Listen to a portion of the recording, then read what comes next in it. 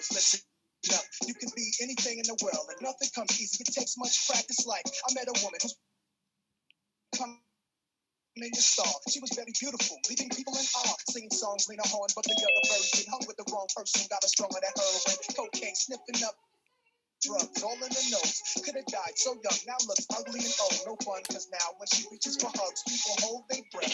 When she smells of corrosion and death. Watch the company you keep and the crowd you bring. Cause they came to do drugs and you came to sing. So if you wanna be the best, I'ma tell you how. Put your hands in the air and take the bow. I know I can. What I wanna be.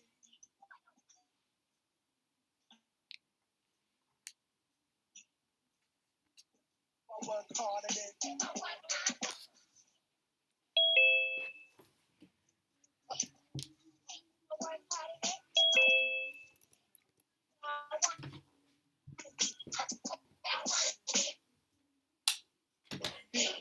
The ones who watch videos and do what they see as cute as can be. Up in the club with fake ID.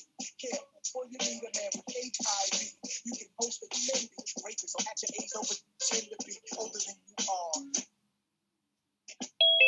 Give yourself time to go. You thinking he can give you wealth, but so young boys, you can use a lot of help, you know. You thinking life's all about smoking weed and ice. You don't want to be my age and can't read and write. Begging different women for a place to sleep at night. Smart boys turn them in and do whatever. No, I can't. But I want to be. I work hard again. I'll be where I want to.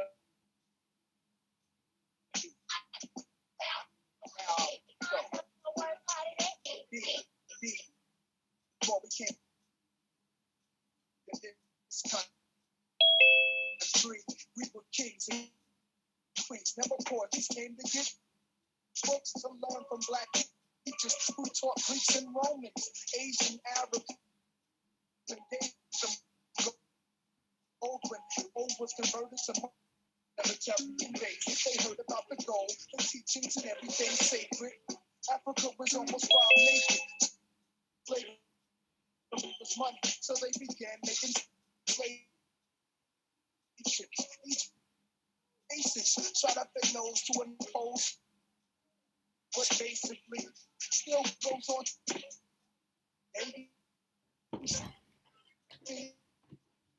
Nobody says you have to be against hoes. Read more, learn. Hold your head up, little man, you're a king. Young princess, when you get your wedding, I can be what I wanna be. Part of it, I'll be where I wanna be.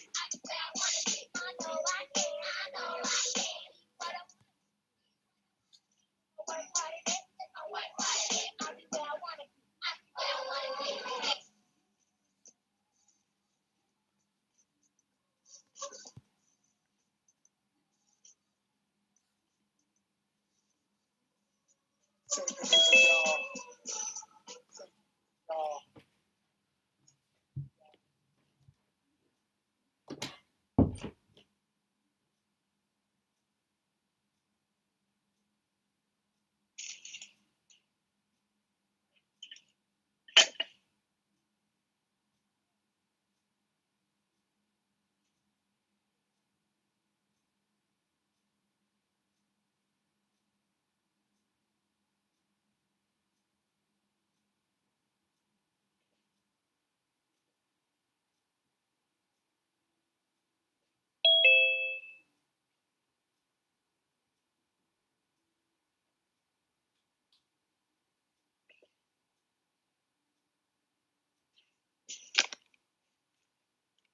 Hello, everyone. Thank you all for joining.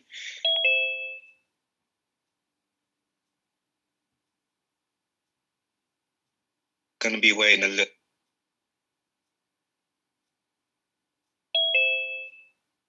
My name is AJ. I'm going to be your host, Amani Simpson, who's going to be talking to us about business and entrepreneurship. So it should be a great event.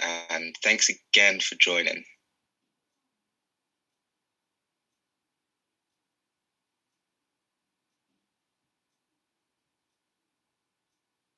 We're going to be beginning shortly.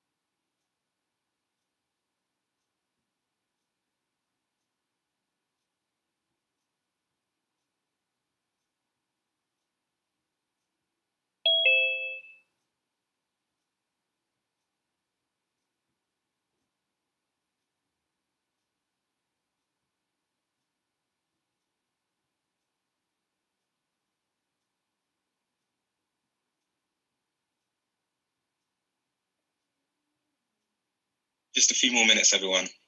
Thanks again for your patience. We're going to be starting shortly.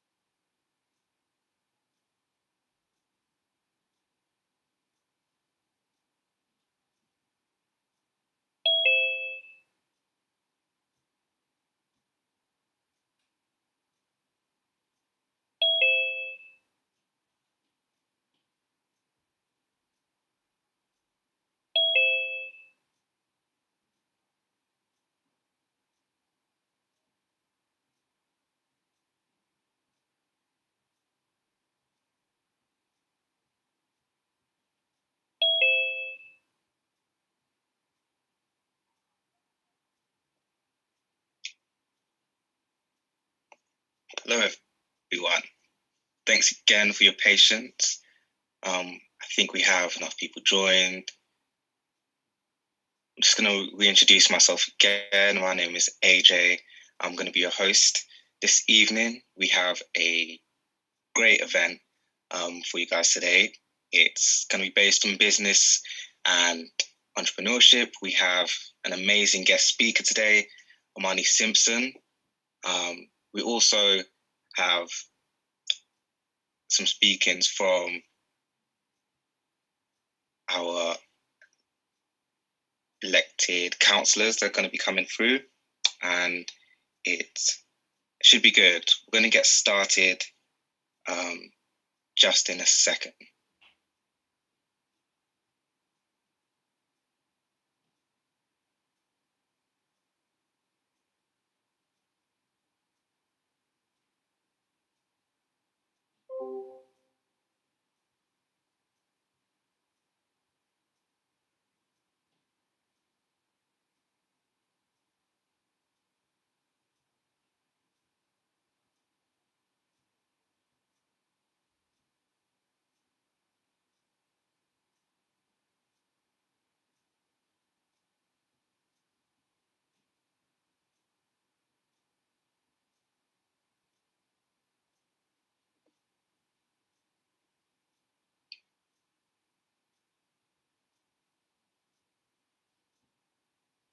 All right, I think we're ready to get started.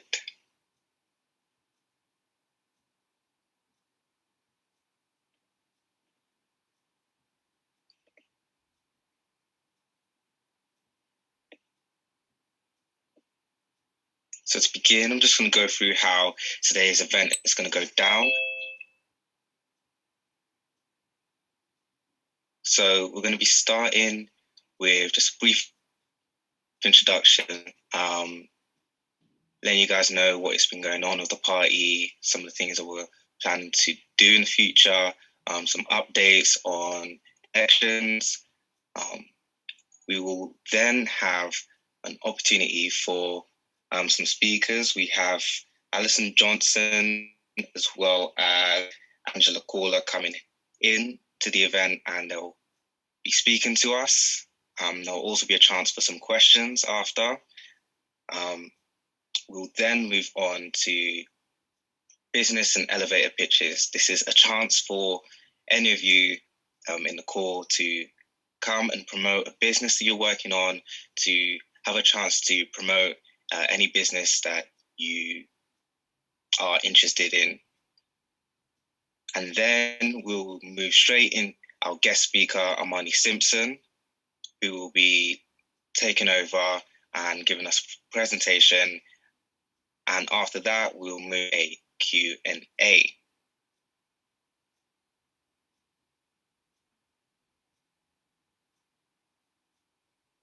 Just 1 second.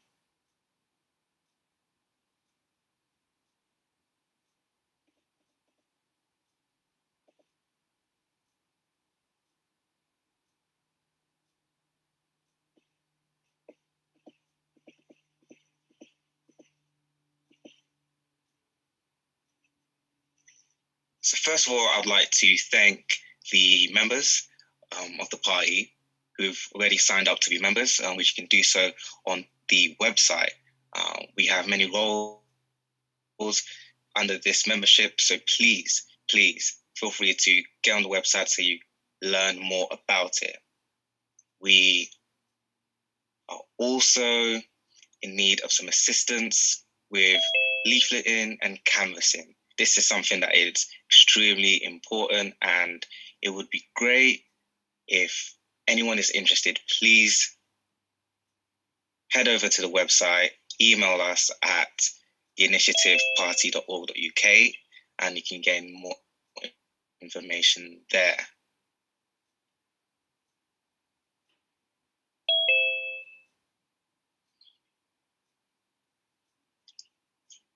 Now we have some local elections coming up. The polling day is 6th of May. As you are aware, due to 5 resignations, a by-election was triggered, and we have councillors running for positions in different parts of London. We have Jenny Morrison running in the Southbury ward for the Enfield Council. We have Clive Morrison running for the Jubilee ward in the Enfield Council. We also have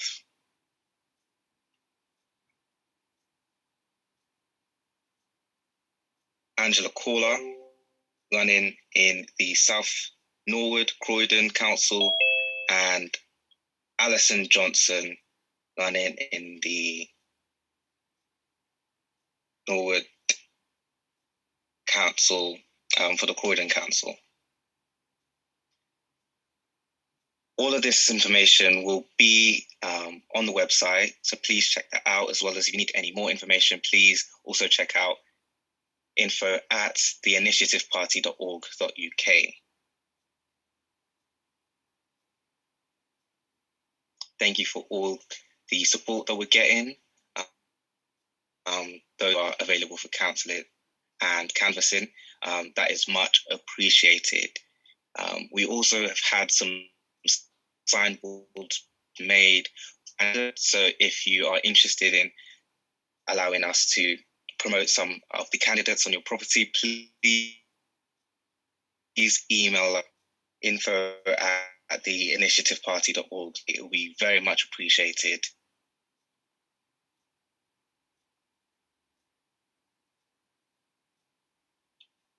If you would not mind, those are some of the requirements that we have at the party at the moment.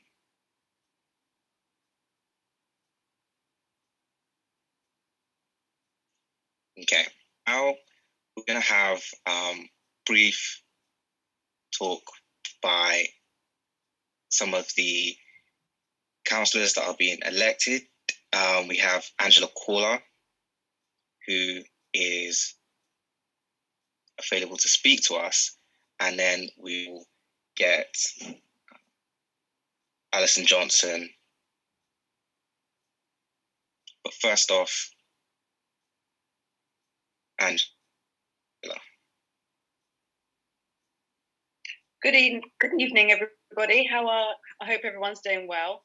I'm Angela Kaler, and I'm running for the South Norwood local councillor election that's coming up on the 6th of May. We've had really good responses and support from the local residents and local businesses as well. So thank you all for joining us this evening. I really would love to make positive change within the area. I think everyone's in the same boat. We're all fed up. We're sick of being treated in the way that we are. You know, I want more for the youth in the area and so forth. So, you know, everyone's support is greatly appreciated. You can find out the contact details from Amina in the chat as well. So she'll put them in there. And any questions, you know, you're welcome to put them in the chat, or, you know, I can answer them at the end, or you can contact us afterwards and I'll be happy to answer. But thanks everyone for your support, and I'll pass over to Alison.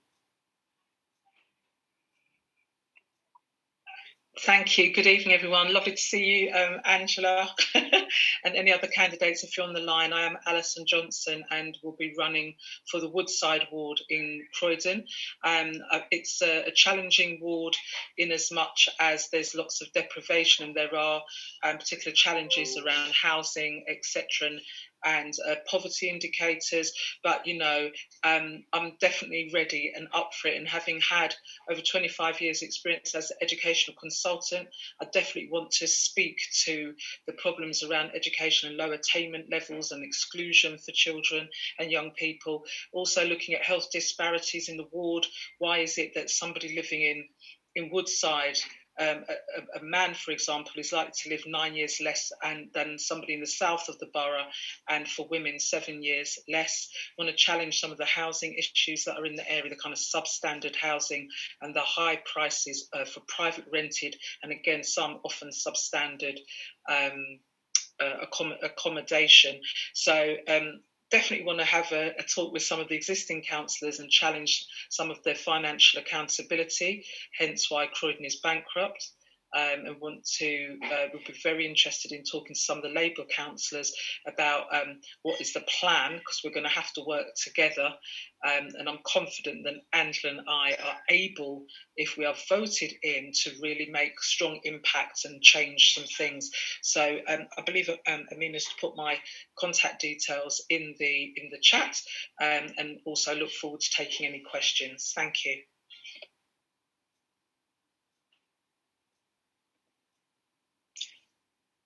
Thank you, Angela, and thank you, Alison. And we also have Clive Morrison on the call, and to see if he's able to speak to us.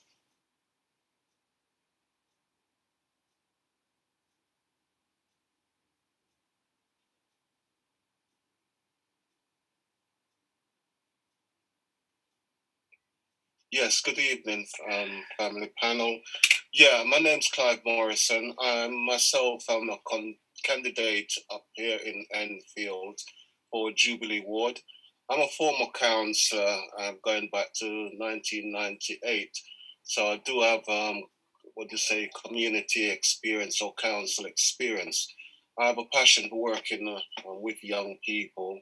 I see this opportunity as a challenge for us, having taken the initiative and looking very much forward to seeing the team build, and also for next year when we have the full council elections.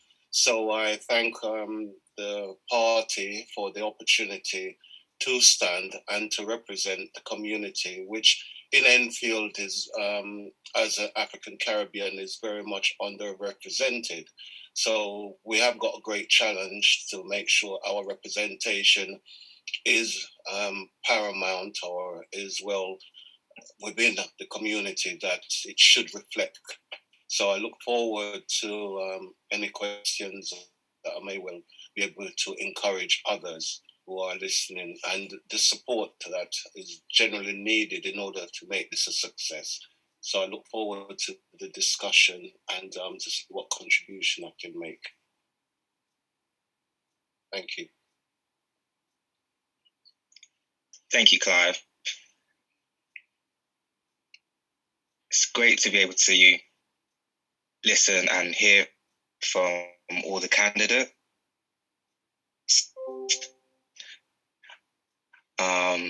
If any of your hands, and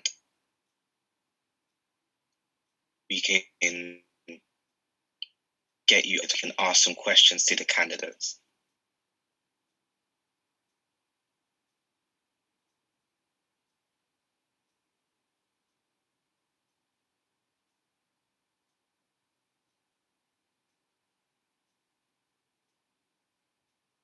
No problem. I have a question here.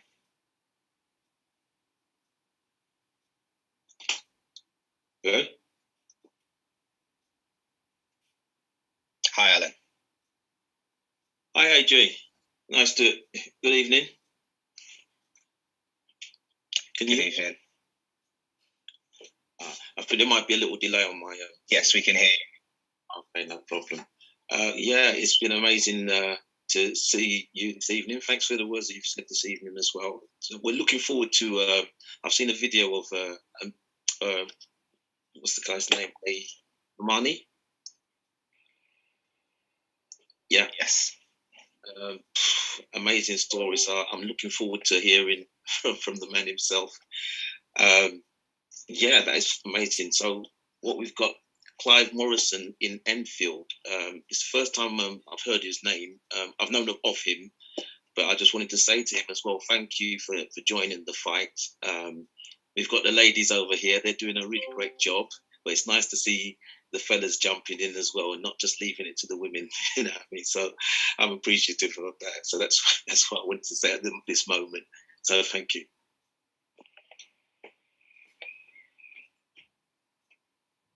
I'll point it back to you, yeah? No problem. Thanks again, Alan. Just in case anyone has some more questions, just please raise your hand and we'll get you unmuted so we can hear what you have to say.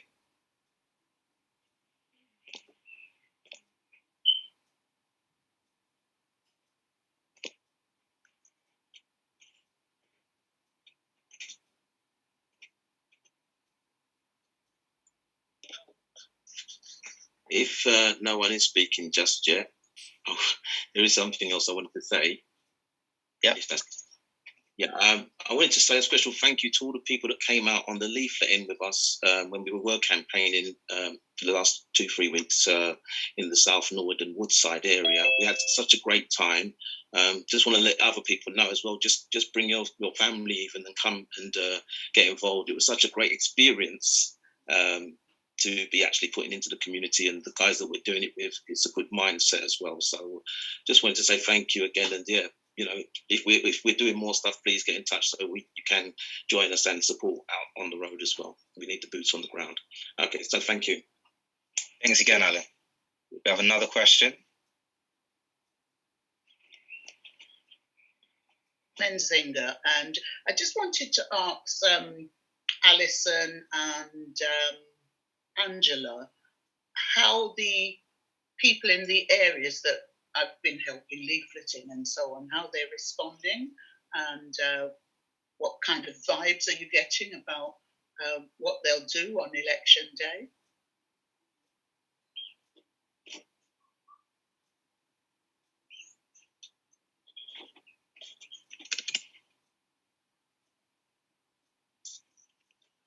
We'll have Alison answer that first. Okay, thank you. So I was trying to get off mute. Thank you for that.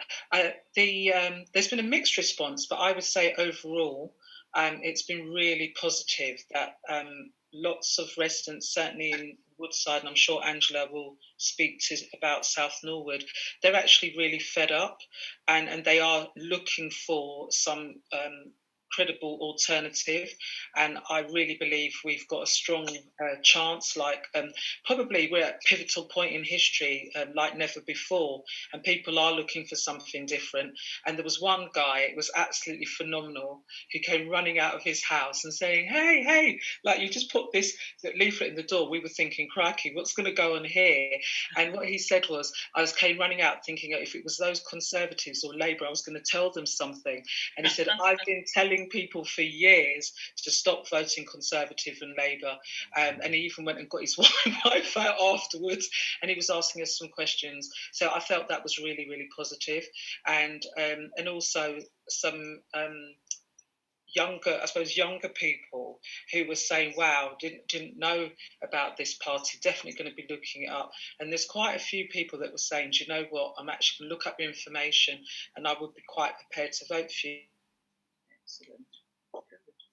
It comes out in the wash, as they say. Told me no so far, but I think he would have said no to anybody. That's how grumpy he was. Thank you. Angela?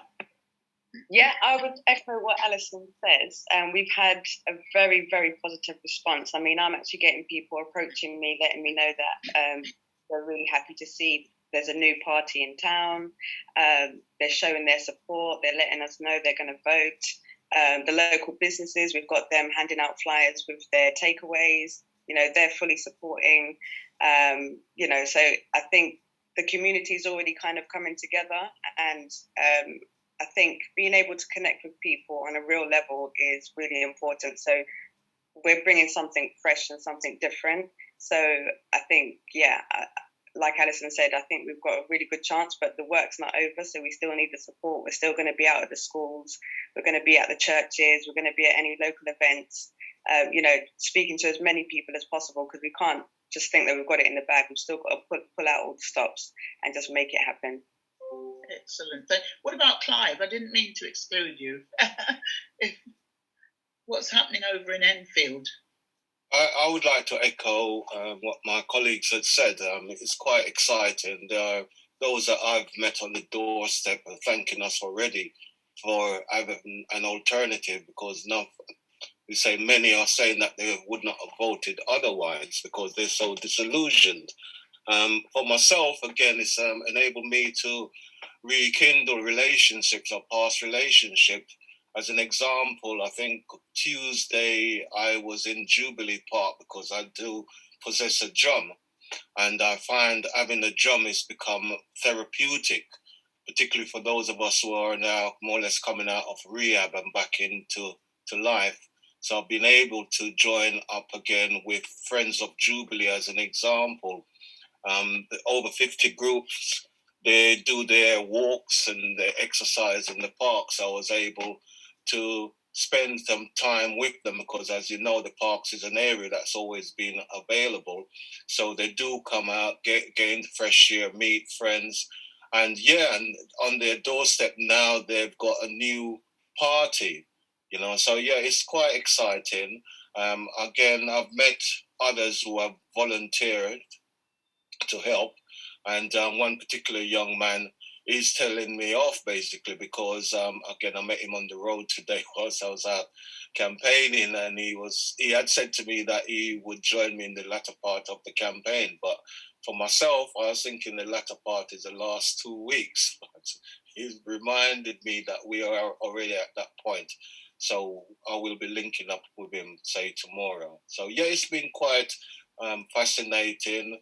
And yeah, I'm looking forward very much. I think today we've got the electoral register that's been made available. So now I can put names to people who are behind the doors, because I think oftentimes within our community, we often wonder as to who actually live behind those doors. So now it affords us the opportunity to actually engage on a one-to-one, even though we have the social distance. So yeah, I think it's really an opportunity, an historical time, both for the party and again for myself, as to how we then move this agenda forward. And we can't take it for granted, because my experience tells me it's hard work, particularly when we're up against two main institutions that's established themselves over the years. So yeah, I said we're up for the challenge, and I'm happy, as I said previously, to be able to be given this opportunity. Thank you. Thank you, Clive.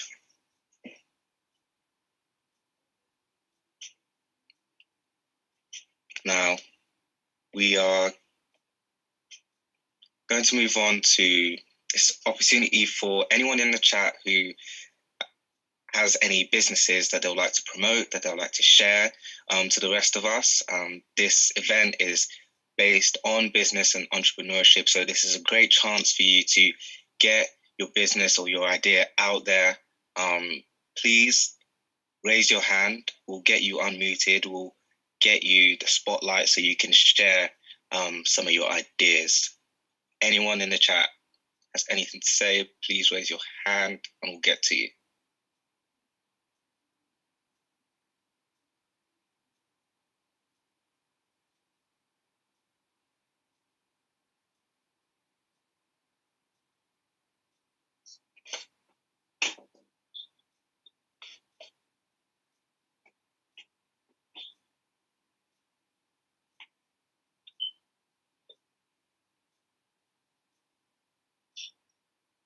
Alan, did you have anything to say? Yeah. So basically, as TTIP stands, we're not trying to be the conventional politicians, and we're basically telling people to take the initiative.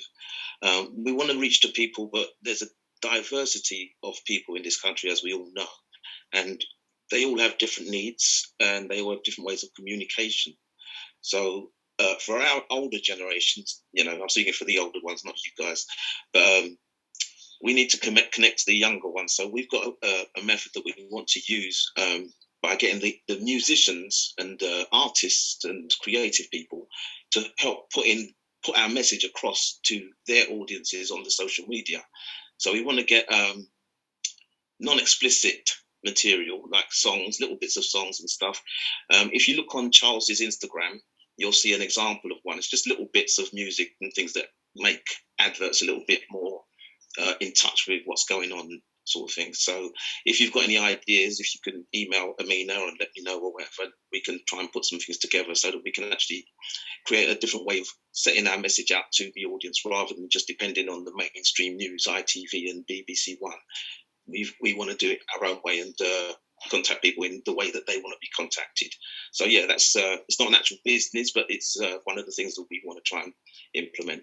And if you do as much help as possible. So if there's any producers, filmmakers, whatever, we could do with all the help we can get. Okay, so thanks. That will help with the. You could even, if you do it quick enough, we might be able to help with this election coming up as well. Okay, so thanks very much. Thanks, Alice. Okay, we have a few more people.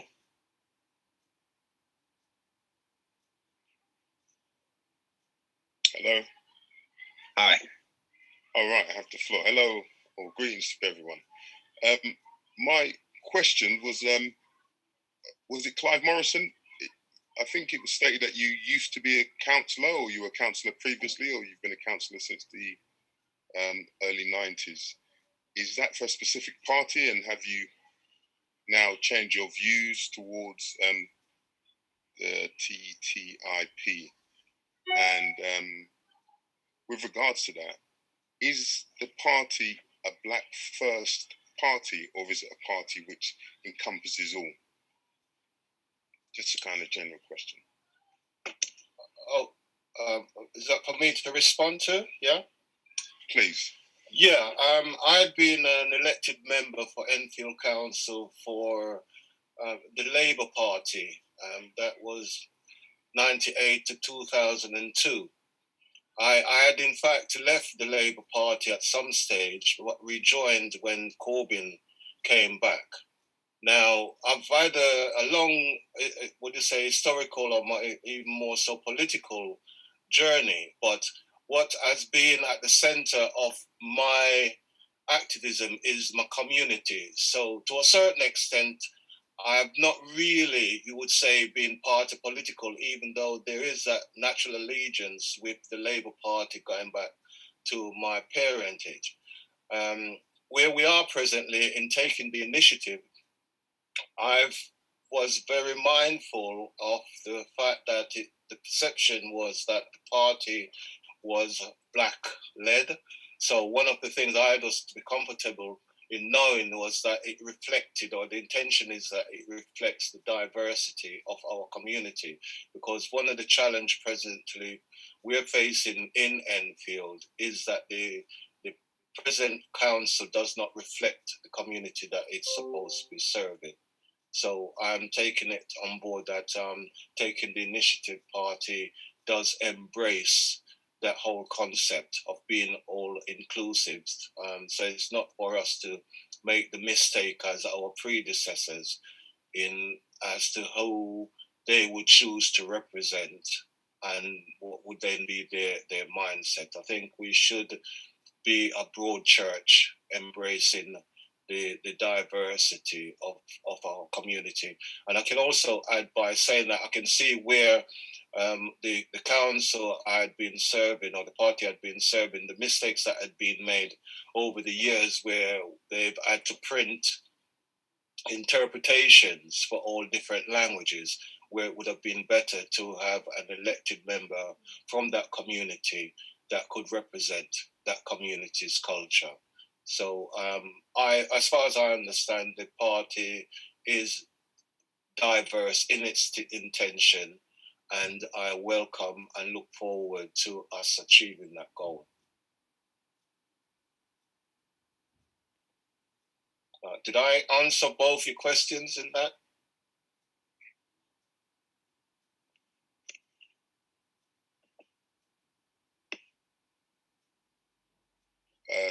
Sorry, you answered the questions. Yes, you did. It wasn't a trick question. It was one whereby I'm a African in the UK. I was born, I was raised here. I'm a second generation. My parents were immigrants. My issue more is that a party that kind of stands out to take on board the issues that are specifically, especially with the most recent conviction of the murderous police officer in America, the issues that particularly affect young black males in this society. So what I'm saying is it, where you say it's an all-inclusive, does it include those concerns? Because I'm just trying to see where the party stands. It's not a trick question. Well, I don't think it's an issue where it's choice. I mean, we who feels it knows it. I myself, I wasn't born here. I came here in 1969, so you could say I'm of that Windrush generation. I think historically, what I can say is that I've found that the mainstream party have always lacked dealing with the issues which are more, would you say, pertinent to us. But I will reiterate, as I said before, we don't want to make the same mistake as our predecessor in not having the diversity insofar as its representation. It may take a while to be able to have the balance or the right balance, but if we, as an example, was to be pro-black, then I believe that we would be stigmatized as being terrorists, right wing, left wing. They will come up with any excuse that suits them in order to discredit us. So that's the reason why I think it's important to have a broad church and to make sure that it is in our statement documents to say that the doors are open. But insofar as, what you say, the racism or the institutional racism, that clearly is going to be the battling ram that we use in order to make sure that we have that harmony, because we are a minority as a whole within the whole structure of this society. So I think it would be ignorant on our part to expect that we would have a pro-black organization without any hostility. It's like giving or putting fuel to find the flame amongst our right or left wing counterparts out there.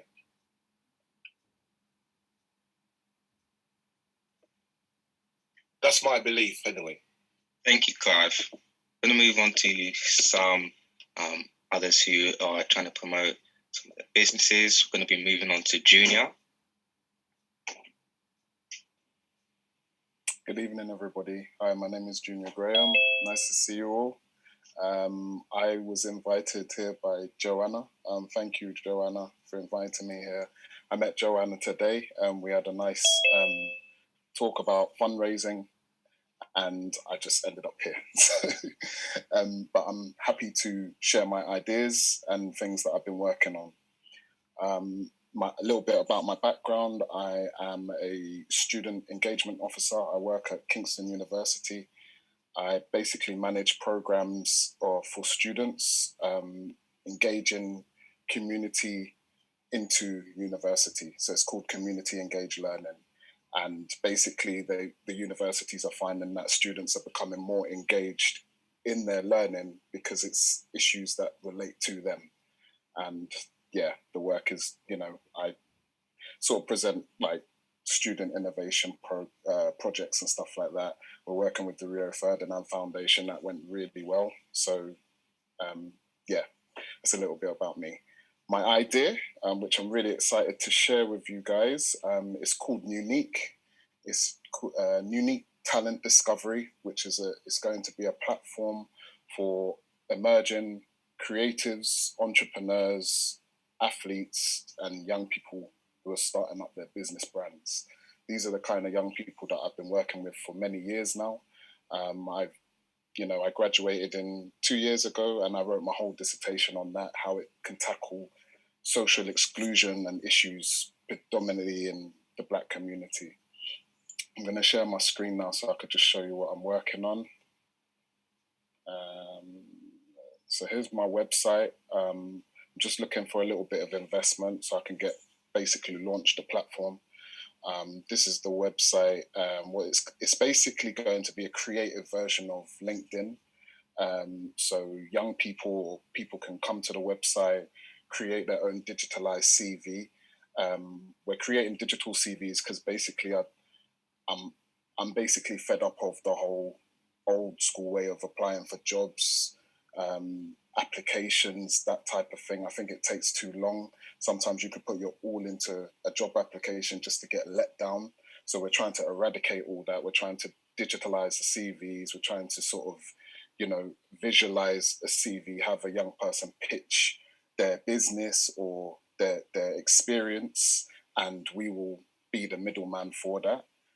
So you can create your own digitalized CVs. We're going to have a talent directory, creative coach. So you can come to us for creative consultancy. We can be a talent manager, or we can support you with your, business plans and that type of thing. And submit your videos. So I'm sure you guys all know with the youth trends at the moment, like social media is booming for young people, particularly in this country, young ethnic people. They're doing their thing with videos. They're starting their own brands. They got their own economy going on. They're giving young people peer-to-peer jobs, mentorship, that type of thing. We want them to submit their videos so we can promote that on a digital marketing space. And yeah, online talent showcases. I was speaking, merch, all of that. I was speaking to Joanna today about the actual overall dream that is basically an expo, a creative expo, where all these young type of people will have their own space to do what we're doing now, to pitch their ideas, to give a showcase, and yeah, community, family, everyone involved, diverse, reach, social media, all of that. I'm really excited at the moment because I've got a meeting with the Arts Council tomorrow, and they're looking to invest like big money into platform ideas, and it's up to 100K. So I'm just trying to sort of like write down everything that I would need to really get this idea going. And yeah, that's my pitch so far. I don't think there's anything else that I covered. I'm just really excited, and I'm really excited to share my idea. I've been through this up and down entrepreneurial journey where I've been sort of hanging on to the idea, not letting it out, been burnt by friends, all of that kind of stuff. So now I'm in a space where I'm experienced, I'm proud of where I am, and I'm trying to get my idea out. I'm trying to work with like-minded people like yourselves, and I'm actually happy that I'm here now because I can share that with you all. So that's me. Thanks. Thank you, Junior. That is a great idea. I can see that the chat is very excited by that. So thanks again for coming on and speaking about it. Great. Thank you. Just considering time, and we have to move on to the main event tonight.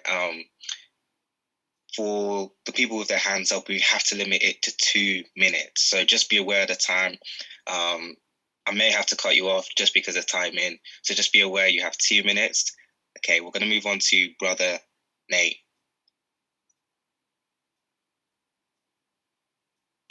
Give thanks, respect, bro.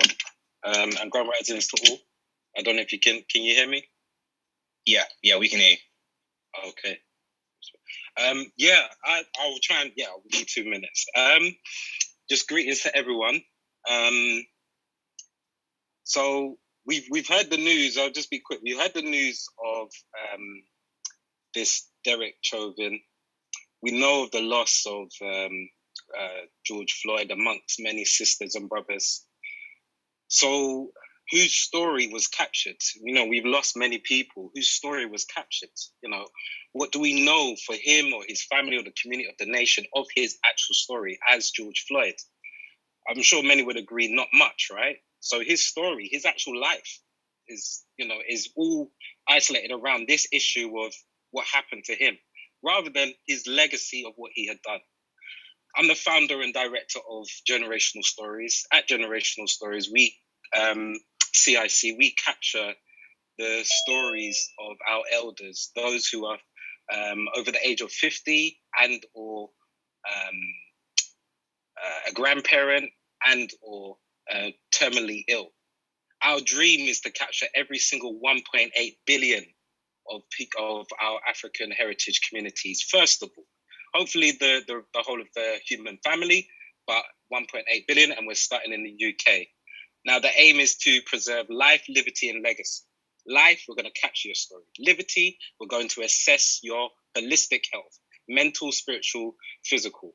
And then legacy, we will secure with a legacy package, very simply, the opportunities to apply for a trust, take out a will, get into group economics, and also your actual story, which you will be in charge of, will enable you to share it with Black cultural archives or health research organizations to do with sickle cell, diabetes, dementia.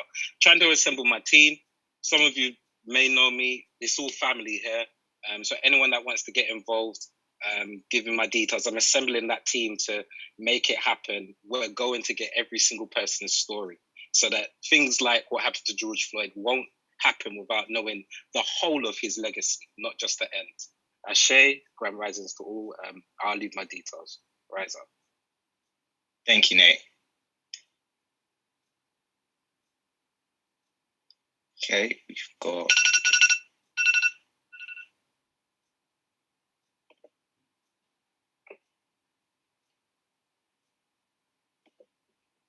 a few more people wanted to talk. Did you want me to go next? Yep. So your hand was up.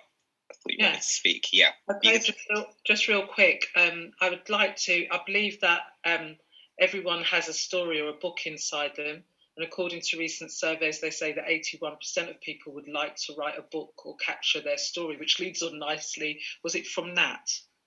Yeah, from Nat. So if you would like to write a book or put whether it's fiction or non-fiction, I run a series of online workshops at this time. So I will put the initiative party email, I will put a business email in there. If anybody's interested, just get in touch with me and I'll send the details out to you. So as I said, if you've been thinking about that story or that non-fiction thing that that work you want to put together, I'm able to help you. Thank you.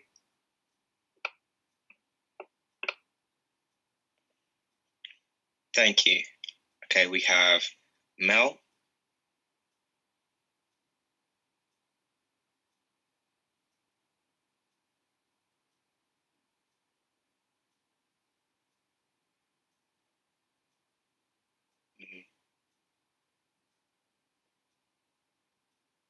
I don't think we can hear you, Mel.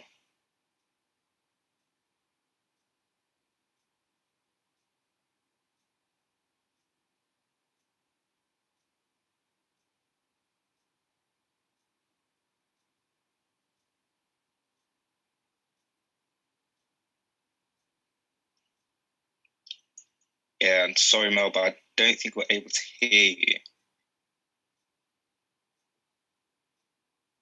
We have one more from Brian, and then we're going to have to move on. Yeah, unusual request. Basically, I was made redundant from Croydon Council, and I'm going for this job, and it's to do with a Black organisation in Lewisham working with the Black community, people with mental health, people who are depressed, trying to get them into work and things like that. But I have to write something on the Black experience in the UK. Does anyone have any background writing about Black experiences with depression and mental health and things? I'm just putting it out there. If you do, if you can get in touch with me. Thanks. Hope you could hear me. Yeah, we can hear you. Thank you again. If anyone would like to help out, please reach out in the chat. And we've got one more from Joanna. Oh, hi. Hello, everyone. Finally speaking in this group. I just literally a minute because I do lots and lots of different things, but the one thing that I think that I could perhaps be most useful to people here is that I did write fundraise, write tenders and things like that. So I think I always say it's not just bid writing, it's other things as well. So like where Junior spoke that we only met today, actually a lot of what we were doing was like kind of like creative visualization and talking through ideas. And obviously the funding is part of that, but you need to get really clear on the concept. So I just want to kind of put it out there really that I am, I guess I'm quite passionate about supporting particularly grassroots organisations because they just don't have the funding to kind of get things moving. That's what I wanted to say. But also because Brian's just spoken, Brian, I might be able to link you up with what you were talking about in various different ways. So I'll put my email address in the chat. Okay, that's it. Thank you. Thank you. Thank you, everyone who shared.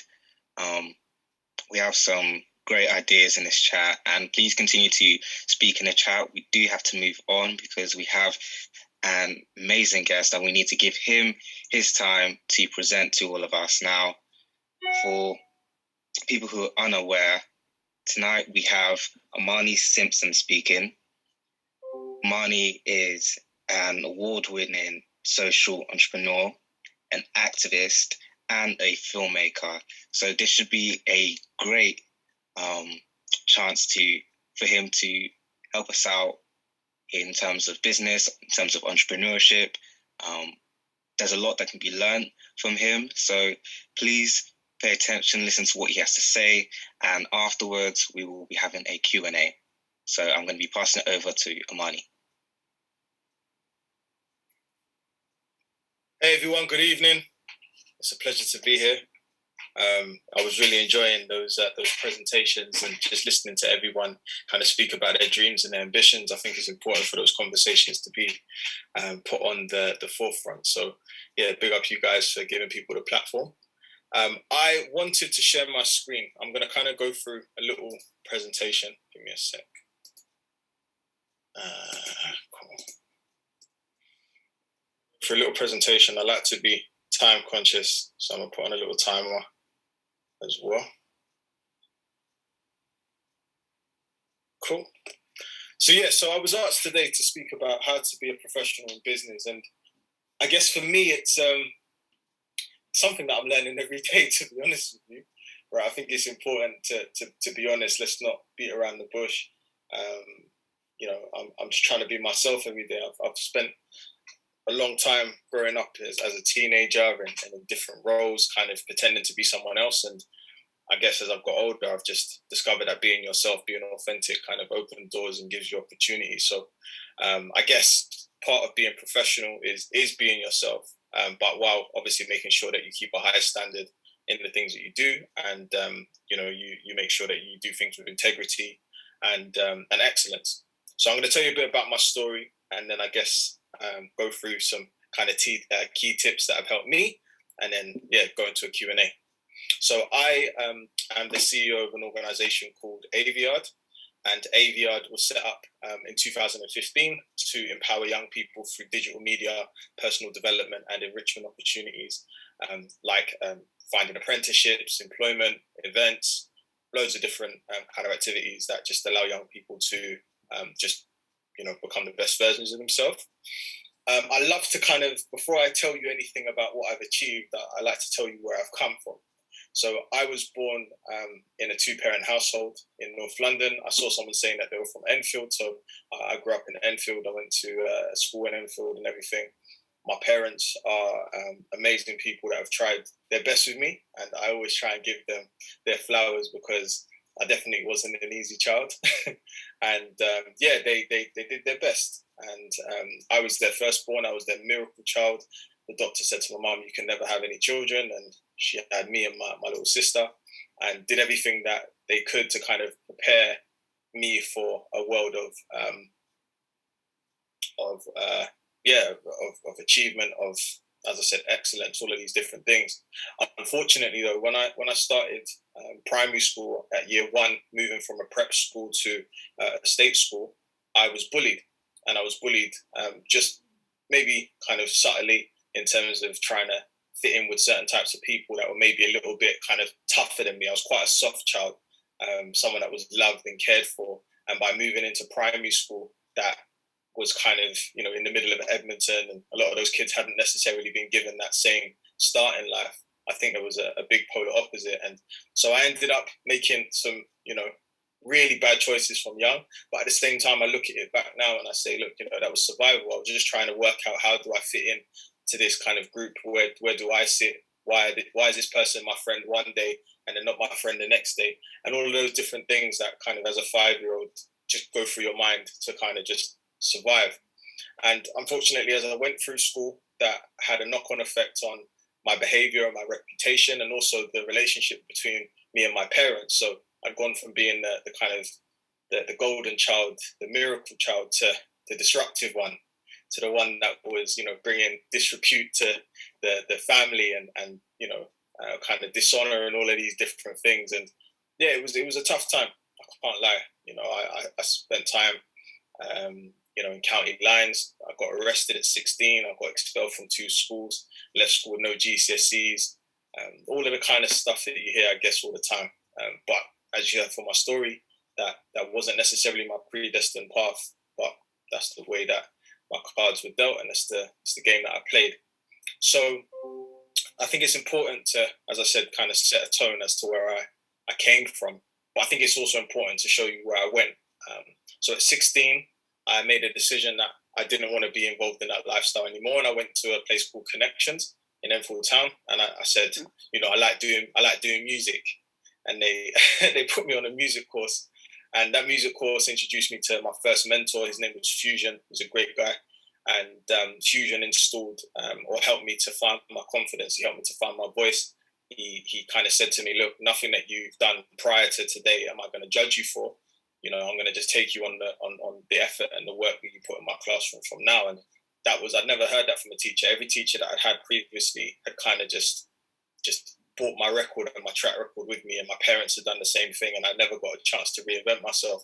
So this was the chance. And when I did that, I went on to create an entertainment company called Aviard. It was the original kind of iteration of what Aviard is today. And we did events, we did under 18 parties, we did big people raves, as I used to like to call them, 30, 40 plus, with Lovers Rock and all of that kind of stuff. But my dad was a DJ. We used to do music management, all of these different things. But then unfortunately, one day, all of that came to an end because I was stabbed 7 times intervening in someone else's argument, and basically, not minding my business while promoting one of my events. And it took me on a roller coaster ride, which I'm not really going to talk about today because, as someone mentioned earlier, I made a film about it. So that's not what I'm here today to talk about. It's all in the movie. But it took me on a journey of discovery. I ended up opening an estate agent, started an estate agent from my bedroom, and cold calling thousands of landlords over the course of a few months, and building up a client database portfolio. I never had really any kind of traditional kind of business experiences. Everything's just been kind of self-taught and entrepreneurial. And I guess because I was so used to rejection as a child, it was quite a big hurdle for me to keep calling people that were telling me, no, get off my phone. I'm sure some of you guys that are doing kind of door knocking and stuff like that and canvassing is, that you know what I'm talking about. You knock on someone's door and you could get someone swearing at you. You could get someone that's quite abusive. And that's what it was. But they were the difference between me eating and not eating. So in the jungle, you got to do what you got to do, right? And so, every day I woke up and I just made these phone calls, and it opened doors for me. And it gave me a self-confidence that I never had before. And then after doing that for a period of time, a young person walked in my life, and I decided that I wanted to go back and kind of help people that were like me not make the same mistakes that I'd made. And my purpose just unlocked one day, just seeing this young boy kind of come from a similar background as me and go down a certain road. I just knew I had to step in. And after stepping in, that's how I got here, and, what I do with Aviard. And one of the main projects that we worked on, as I mentioned before, was a short film. And that short film was called Amani. Some of you may have seen it already. It was on YouTube. It did, by God's grace, it did really well. We had 1 million views in 4 days, and it literally just went viral. We've now just recently hit 3.3 million views, I believe, which again is completely mind-blowing for me as a novice filmmaker. That has just authentically told my story and not tried to kind of be anybody else. Luckily for me, it had one of my close friends and brothers, Javan Wade, in it, who was in Shiro's Story and EastEnders, and is currently in America smashing Hollywood in Doom Patrol. So, it helped, but at the same time, I think the story and the honesty and the vulnerability that I kind of wanted to put in the film came across, and that's what made people watch it and kind of fall in love with it, I guess. These are some of the people that I've worked with over the last few years. I've only really been in this field since kind of the start of or maybe the middle of 2018. I've been here. There's a few others that I've worked with, big names and stuff like that. But to be honest, it's more about the impact. All of these people are just brands and organizations and stuff, and it's great. And I never take that for granted. But, you know, I'm not here for the fame and the clout. I'm here for the impact and the change. So, yeah, this is just part of the journey for me. But at the same time, as I said, I'm super appreciative of it. So, yeah, I guess what I wanted to do is just give 3 kind of tips that you guys can take away for yourself, those that are trying to look at how can I be professional in business, how can I, you know, even just when it comes to that entrepreneurship, I saw some people pitching before, and if I can kind of share anything that makes your journey a little bit easier, that's what I live to do. One of the things I promised in the ambulance is that if I got given another chance, God, like I would steer people away from darkness, and I definitely tell you that the entrepreneur journey can sometimes have a lot of darkness. So if I can show you something that's going to kind of give you a bit of that. I can show you something that's going to give you a bit of light this evening, then I've done my job. So the first thing I would say is you got to develop, and you got to develop yourself, right? Super important. As I mentioned before, I left school with no GCSEs, and if I'd let that kind of define me and say, boom, that's it, no GCSEs, I'm stupid, or all the other things teachers used to tell me, I wouldn't be where I am now. And one of the ways that I did that was by going and doing a business management qualification in the evening. I went back to college and then uni and just said, look, I'm struggling a little bit, and it's okay to struggle sometimes, but what are you going to do about it?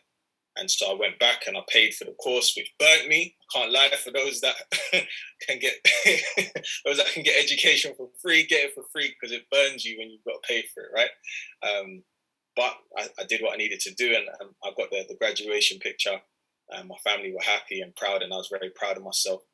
I also spent a lot of time over those years modeling other people, modeling successful people, modeling people that I looked up to. You know, my dad's a brilliant business person. My mum's a brilliant business person, and I modeled them. I worked for an organization that they basically were quite sharky, like in terms of as estate agents. Those that have worked with estate agents, they don't always have the best reputation. They're taking people's deposits and stuff like that. And I was just like, my mum gets hugs from her customers when she finishes working with them. Like, why are people knocking on your door trying to run after you? That doesn't make sense to me. So I modeled the good traits from people that I saw, and just tried to do something that was clean-hearted. You know, I don't have people coming and knocking on my door on a day-to-day basis, or people chasing me for debts and stuff. I just try and live good with people, and that's something that I've seen over and over again. And one of the things that I think is a key component at this kind of section of the story is time management. Time management for me has been something that I've worked on relentlessly over the years, and I don't always get it right. In you know, I'm not going to say I'm perfect, but I try to manage my time well. Try to, you know, make sure that I'm organized with my tasks, my productivity. I try to make sure that when it comes to being at meetings or going somewhere, that if I'm running late, I tell people in advance. That's one of the worst things in the world, especially as an estate agent, waiting outside of a property for someone that could have just texted you and said, oh, mate, I'm running 20 minutes late. And you stand outside looking like a jolly nana outside the front of the house. You know, it's important to communicate, right? And finally, as part of this section, I guess, I found mentors. And I think mentors are super important when it comes to, you know, everything I've said before about modeling. I found a mentor called Lord Hastings. He was one of my mentors. And Lord Hastings is a great man that has done a lot of different things. Not many people know about Lord Hastings and the things that he does, but behind the scenes, he's doing some great things with, especially with black men, and you know, just being a father, an uncle, a brother, a friend to many young black boys, and you know, that just need, you know, a little bit of hope from someone that has an office like he does, and the connections and the black book that he's got. One of the other things that I did when it came to development is I started to read books. I started to engage in content. I started to look at, you know, people that were doing great things across the world, you know, multi-millionaires and successful business leaders and stuff like that. And yeah, just downloading all the information that I could download from them in order to kind of help me to win at this game of life. And so here's some of the books that I read. Think and Grow Rich was a game changer for me. 7 Habits of Highly Effective People, again, some of these people, some of you may know some of these people. And yeah, these books are game changers. Some of you maybe never even seen some of this stuff before. So I thought, let me just give you some gems today. Maybe if you want to take a screenshot before I move over, some of these will change your life, right? These books are, yeah, I can't even stress how important these books are to read and understand, alongside all the other religious texts and stuff like that you guys will read. It's important to do your personal development work and work on yourself. There's some smart people in this world that have done the hard work for us. And I wanted to actually use this moment before I move on to my next point to big up Charles Gordon, right? Because there's something that he did when he was younger, and I said it to him when I met him a little while ago. He put this, it was like a website that I used to look on, and he had this article called 10 Ways to Empower Yourself in 2011, right? And I remember, I don't know why I found this article, but I found it, and I remember just like kind of putting it on my wall. And so after I got stabbed in 2011, in July 2011, these were the kind of things that I was putting on my wall. I don't know if you guys can see it, but it's like, be willing to step outside the pack. Don't get caught up in a rat race. Forget about the past, focus on the future. Be different from the competition, continually move forward. Like all of these 10 little principles, as much as they might have seemed small to put them out into the world, a young boy like me that needed just a little bit of encouragement, especially from someone that was in the UK, that I never thought I'd ever meet him. I thought he was like this mythical figure, to be honest with you. Until I met him and took a picture of him, and it was a moment, right? So I'll give a man his flowers. I don't know if he's online anymore at the moment, but I thought, I may never get another opportunity. Why not just big you up now and thank you for the words that you put out there all those years ago. Yes, Charles, what's going on, man? You know what? I'm actually in Africa at the moment. That's why I'm not engaging fully in what's going on. I'm literally doing deals as we speak. Wow, but no, I just want to say thank you for that, my friend. Thank you. And the main objective behind those things back then was exactly the reason, and the same reason that they did what it did for you. And I was hoping to do that for as many young people as I could. So thank you for that, my friend. Thank you. No worries, man. All right, I'm fully engaged in the deal as we speak. So do your thing, man. Make sure you close that, man. Don't show them all your cards. Literally, I can't disclose exactly what the deal is at the moment, but I'll let you guys know when we get back. When the time's right. I'm back in the UK in 2 days, so Amani, I'm going to let you go, but thank you for that. Yeah, no problem, man. No problem. Thank you, brother. Yeah. So, point 2. Hope I haven't lost you guys, and I'm here for a conversation, right? I'm in my house as everyone else is, so I ain't got nowhere to go. I like to wake up early, but I'm happy to have a conversation after if there's questions and anything I can do to add value. So point 2 is adapt. Adapting is super important. So as I said, when I was growing up, there was a lot of different choices that I made, and that affected my mindset. But as I've kind of, I guess, gone forward, elevated, whatever you want to kind of call it, I've seen that the things that I had as a 16-year-old are no longer necessary as a 31-year-old, right? You keep adapting, you keep learning. Some of the stuff you take with you, some of it you just have to leave, some of the people you have to leave, some of the choices you have to leave. And so one of the ways that I did that was I definitely changed the way I dress, 100%, right? So I started off as a young man, trousers sagging all the time. And then I realized that actually, when I'm going to appointments and I'm seeing other estate agents that are from, maybe more, reputable companies than me as a self-employed guy, they're not wearing what I'm wearing. Their suits are fitted. They're slim fit, not the tailored, the baggy kind of look. They're slim fit. And I'm like, okay. And so I just started to adapt. I started to kind of, to a certain extent, become a chameleon to a certain extent and kind of, just look and see what's working. That's amazing. And what's the best way to kind of to survive, right? And I think one of the things I definitely say, I don't know how many young people are on here, but you've got to learn, especially if you've had that kind of that street kind of education, you've got to learn how to use those skills, because sales is sales, no matter where you are. It's still sales, right? Customer relationship is still customer relationship, right? Admin is still admin. There's all these things that you will do and think, I'm just counting money, I'm doing this or whatever. But when you flip that into the kind of legal world and you see, actually, it's so much better on this side. I don't have police stopping me. When I pull up in my car, I say, here's my papers, whatever. Yeah, okay, you know, it is what it is. Sometimes you get a police officer that's going to give you a headache, but I know that my thing's legit. And it's about kind of really adapting and saying, do you know what, actually, let me move forward with how I want to be. You know, I'm going to have a family one day. I know people that can't take their kids to certain areas because of something that they did when they were 14. Like, to me, I don't think that's freedom. So yeah, it's about adapting. It's about using your street skills for entrepreneurial kind of activities and success. And just making sure that when it comes to being professional, like, treat people how you would like to be treated. I think it's one of those biblical principles that have just been around for time, but it's so simple. Like, just on the streets, you don't want someone to talk to you in a certain way because it will make you move a certain way, right? And it's the same way in business. Just talk to people nicely. Sometimes you get people that are a little bit tough with you, but you just have to just breathe and move, because sometimes that's the difference between you eating and not eating. It's as simple as that.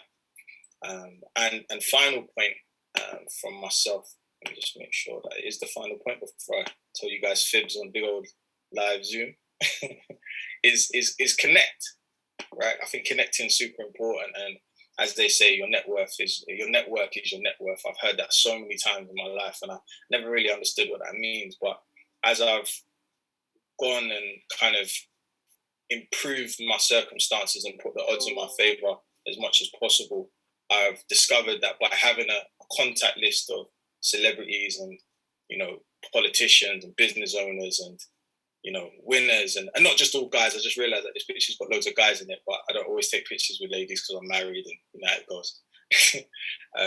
I just found that, you know, for me, it's important to make sure that your network is clean-hearted, that you can constantly call on people and have conversations with people that are trying to go on a particular journey, that are trying to achieve particular things, and people that see you for who you are. You know, when I go into these rooms, I try not to be anybody else.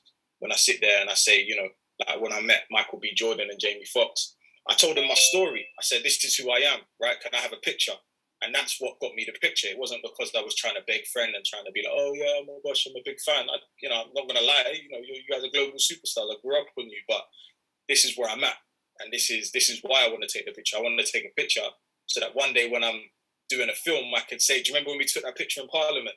That's why I did it. And I think that's, you know, that kind of honesty and that kind of level of humility that I just do naturally, because I've spent so many years wearing a mask. It has just continued to open doors for me, and long may it continue, you know, like by God's grace. So yeah, I think connections is important. Making sure that when you meet people, you're taking email addresses, that you follow up. Someone told me very early on that the fortune is in the follow up, and it's so important. You meet someone, and the amount of people that are like, yeah, I'm gonna shout you next week. All now, next week. You don't hear nothing from people, and I think it's important that you follow up with people. You put it in your diary. Call that person back. If you tell someone you're going to call them at 8 o'clock, call them at 8 o'clock. You know, because sometimes if the people are anything like me, they put it in their diary, and when you don't turn up at that time, that's a tick against your name. That's like, okay, cool, all right. So that person is not someone I can rely on, and you got to be reliable. You got to be consistent, and you got to be honest, and you got to manage expectations.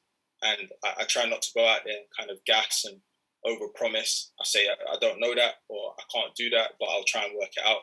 And as I said, that's what's kind of helped me to get to where I am. And I think the final point I'd make is just shoot your shot. Just shoot your shot. You know, when you're in these networking events, especially when we start going out again, a little trick that I'll give you that's opened many doors for me is to essentially, if there's an opportunity to take the mic, is to just ask a question to the speaker. Just stand up. Hey guys, my name's Amani Simpson. I'm from an organisation called Aviard. We work with young people. We do this. I've got a film. I got stabbed 7 times when I was younger. I say everything I need to say in like 10 seconds, not a whole minute long, 2-minute thing. Very, very quick, key points. And then I ask the question. At that point, what usually happens is people then come and find you. You don't have to do networking because you've got like loads of people around you saying, oh, you know, what is it you do? I'd like to know what you're doing. And I think that's something that has helped me. And so if that can help someone else, just shoot your shot. You know, the answer is automatically no if you don't ask the question. So you might as well give yourself 50% chance of getting a yes, right? As soon as I learned that, I was like, cool, you know, at least I give it a go. Otherwise, I fail anyway. So, yeah. And then I guess, those are the 3 points for me. And I just wanted to end with a little quote that has helped me so far, which is, if your mind can go there, your feet can follow. I say it again, if your mind can go there, your feet can follow. Because when I was 16, I didn't think I'd be here now. When I was 14, I didn't think I'd be here now. Even when I was in the ambulance and I got stabbed at 21, I didn't think I'd be here now. But my mind believed it was possible. And as I always say, I pray like it's up to God and I work like it's up to me. And so I've done my prayer, but then I've got to get my work in. And I've been working and I'm going to continue working until my time's up. And so, the final points again are when the computer wants to work. Develop, right? Adapt and connect. Thank you for listening, guys. I welcome any questions.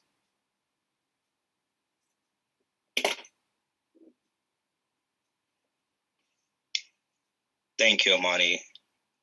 I think all of us here can join me in saying that was a great presentation. And I think the whole chat is blowing up because of everything that you've said. We're going to have a lot of questions coming through. I'm just going to get the screen up again. Let me stop sharing one second. Thank you, guys. I appreciate the love. Thank you. I'm gonna try and read some of the comments. One second. Oh man, we have a lot of comments coming in. A lot of love. Enough love, guys. I appreciate it. I'm gonna try and get through them after. Well, Alan, who wants to speak? Yeah, definitely. Can I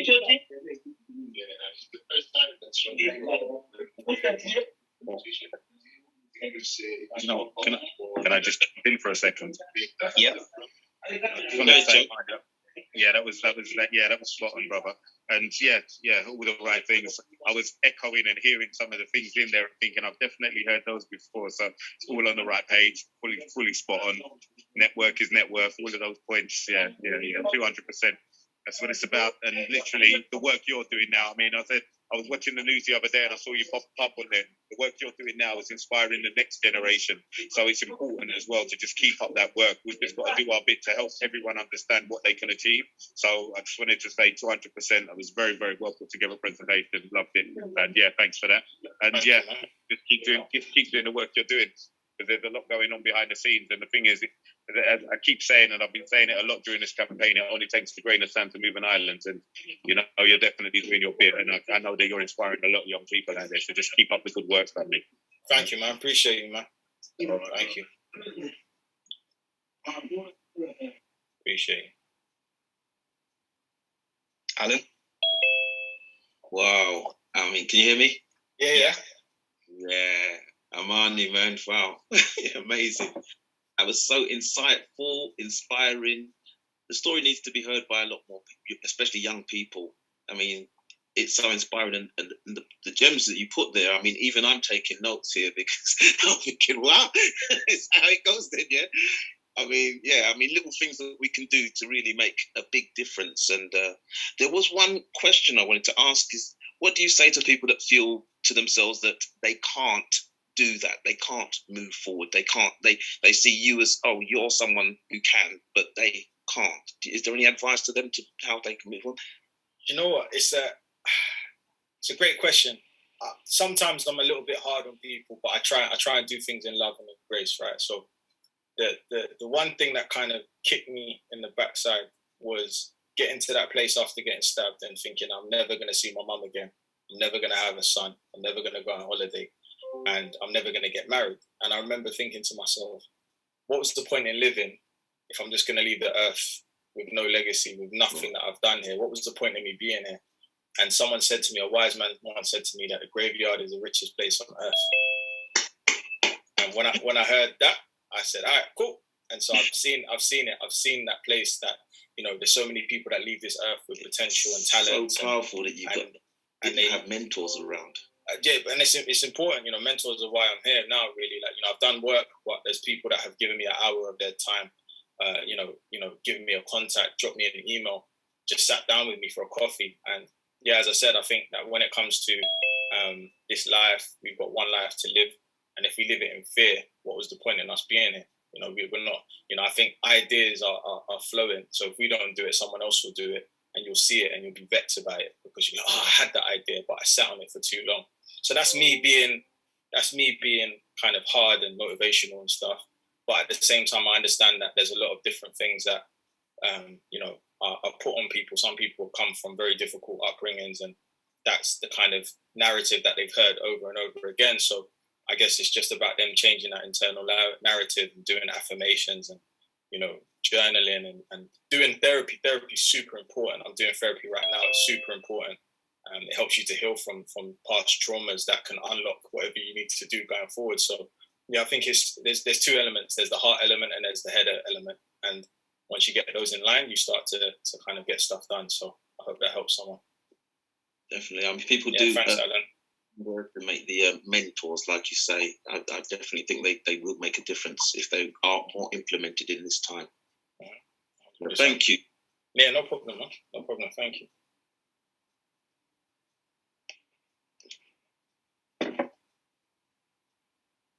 Have a few people have their arms raised.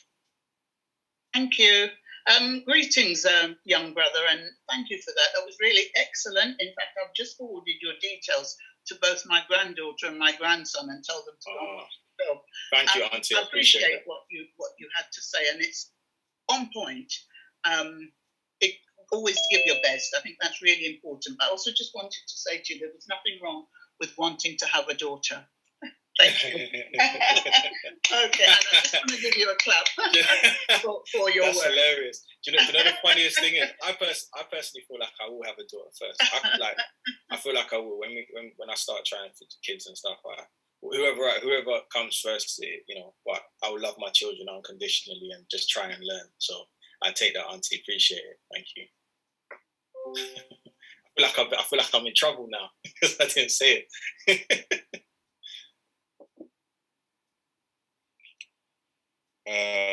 Hello, sorry, was it my? I think so. How you doing, man? Nice to meet you. Yeah, hey, how you doing? I've seen your movie. I saw it a little while. I think when it first came out. Very good to meet you on Zoom. I think I put a question to you in direct messaging. How do we get to the young before they fall into the furnace of life? Because things happen. I mean, it happened in my time. It happens again in your time. It happened again in the next time. How do we get to the young before they fall into that furnace of life? What are the steps that we could take? That's something which I myself am going through with. I don't have young children, but I have teenagers, and there's always something on the go. So how do we, you know, I'm a different generation to them. Me speaking my speak, it's like I'm speaking another language. Someone your age seen as an older to them. We're talking about getting a 15, a 16, a 14, a 12-year-old to speak to 10-year-olds. How do we get that going? Man, I think that's a great question. Fundamentally, you've got to get someone to translate what you're saying to them. I think you've got to get someone that kind of bridges that gap between where they are and where you are. And that is someone in my age group, usually, you know, someone that's got that lived experience. And a lot of the time, we're not saying anything different to what you're saying. It's just we'll use a bit of slang, or we'll tell them the kind of authentic truth of what we've experienced growing up or whatever, or talk about the roads that we walked down that's similar to them. And I think just sometimes that kind of extra generational gap kind of stops certain conversations from flowing naturally, because people think, what do you know? What do you know? You're from 80s or 70s or whatever. But to kind of answer your original question, I really think it boils down to, this is such a kind of overused term, but it's important. It's early intervention. And that early intervention really boils down to working with the parents that are about to have children. Are they in the best position to kind of bring this child into the world? What is their situation like? Is it a toxic environment? Are they in a position to thrive as individuals before they become parents? Which isn't always the case, right? We get parents that sometimes they become parents overnight, and then it's just about survival from that point, and they don't really kind of know how to give the best attention and love to that child. But then maybe there's work that should be done. Well, maybe there should be work done with those parents that have got young children that are trying to kind of survive, to support them and also support their children, because I think there gets to a stage where if you can help the parent at the beginning, then that will ease the need to help the child later on. Obviously, every child's got a choice, but if their environment is the best and they've been kind of nourished and nurtured and everything like that, I think it kind of minimizes that chance of them going down a particular road. And then when it gets to the point where the child is of a teenage age, as I said, you then get someone that is kind of bridging that gap between the parent and the child to kind of translate things and help them to kind of see that their parent has just got their best interests at heart. So I hope that kind of answers your question. Yeah. A few more.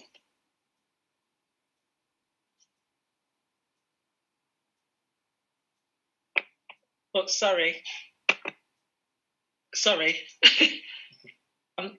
Hi there, Marnie. Fantastic, hey. Phenomenal. I was here doing a church thing with the clicking and the clapping and the hallelujah. I was just missing the tambourine. All I wanted to ask, I did put it in the chat, but in case you come out to church. I think you can't say that again, sorry? Sorry, I was saying...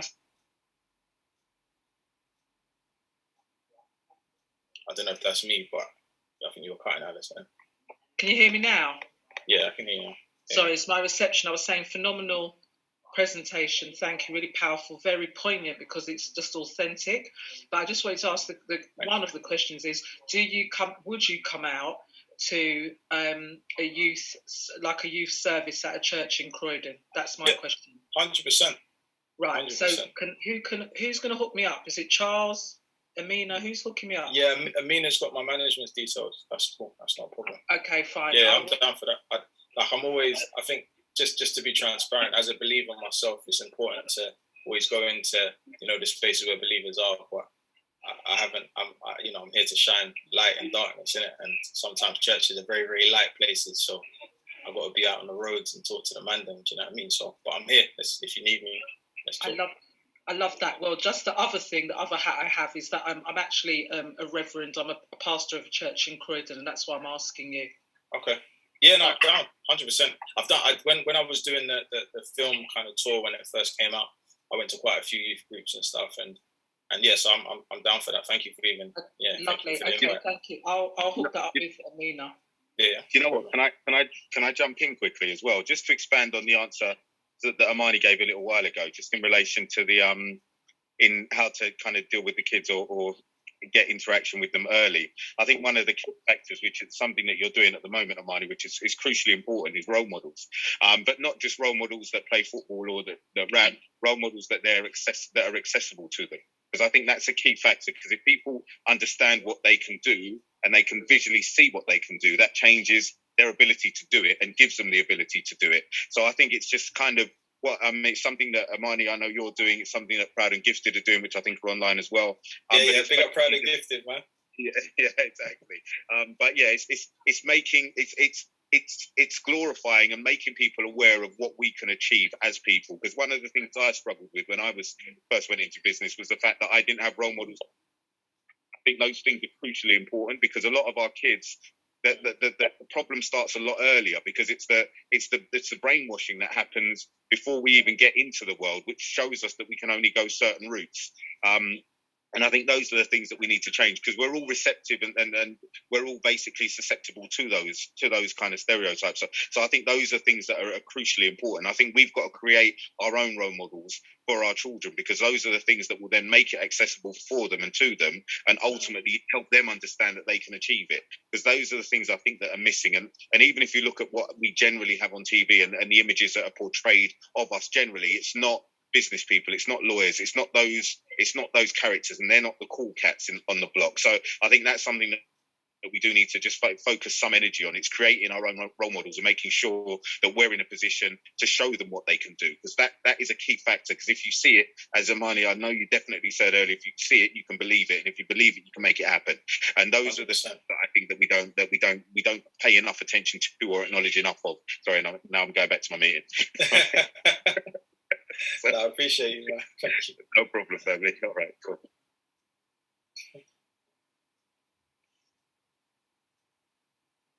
Brian? Yeah, Samani, I just had to say something. I couldn't just leave you like that. It was really, really good. Your age, I was looking at your age, you look very young. How would you think I am? Well, at first I thought you was in your late 20s, but I'm going to say you're in your 30s now. Yeah, I turned 31 last month. So Yeah. I mean, I'm really inspired because I always believe that it doesn't matter what your age is, you still can be inspired by young people or older people, as long as they've got it, the mindset, the right mindset. I do like some of your quotes, because my one is, who you are or what you are, scream so loudly at me, I can't hear a word you're saying. That character. So I do live by certain sayings as well, and I'm so glad that you're also a Christian. And I think the last lady was on. I'm so proud that she's a leader in the ministry. So yeah, I'm God-led, but also I love your integrity. I like your resilience. I like everything about you. Like I said in my quote, you've got everything there.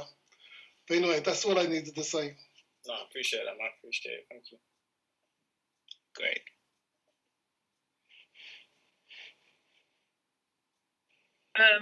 Yeah, thank you. Good evening. I want to greet TTIP team and everything that you're doing thus far. And Amani, I want to address you in your presentation. It was phenomenal. My name's Thurza Ramina. I'm a co-founder of a charity in Manchester, working with young Black boys in particular, but we don't leave out our girls. And a lot of the work we do with GREAT is trying to break the school to prison pipeline. So where we were talking about intervention and where it starts, a fundamental part is at home, but I know that there's a key part of things that crumble at schools. Because if you expel or suspend a Black boy or Black girl, fundamentally that's the start of the prison pipeline, because they look for love on the streets. So what I want to ask is whether you're willing to come to Manchester and mentor some of the people here in Mossad, and visit some of the schools, because you are an amazing mentor. Your story capitalizes a lot of youth story that we meet. So yeah, we need your details. Yeah, no problem. I've been to Manchester before. I'd love to come up there again. The only thing I would say, just to always manage the expectations, I love to work with young people in an authentic way that doesn't let them down. So I never like to kind of promise that I'll be a mentor ongoing, but I can always come and almost like, to a certain extent, airdrop in and add value and be present and just answer questions and try and connect. But it's always best for me to do that alongside an organization that builds a long relationship with them, like yourself, because otherwise, they get caught up with this idea of, I said I was going to mentor them, and then I can't maintain that from London, right? If I did that for every child that I met, sometimes it's super difficult. So I'm essentially what I'm saying is I'm definitely down to come to Manchester and to visit, and to even just do a Zoom call if it's not possible to do it in person. Yeah. I'm 100% down for that. Yeah, I mean, we've had Manhood Academy come up here, and they're doing phenomenal work with the boys here. Like, they keep coming back. So even if it's something like that through Zoom, but we do need to encourage our youth that we're not the stereotype that's put out there, and we can be successful. So yeah, I would encourage to get in touch with your management team, and see how we can do some co-working for the youth. No problem. What I'm going to do, guys, is I'm going to put my manager's email in here. She's going to definitely hate me for that, but I'm going to do it anyway and deal with it tomorrow. Much appreciated. Thank you. No problem. Thank you. Let me do it right now before I forget, because otherwise it's going to be...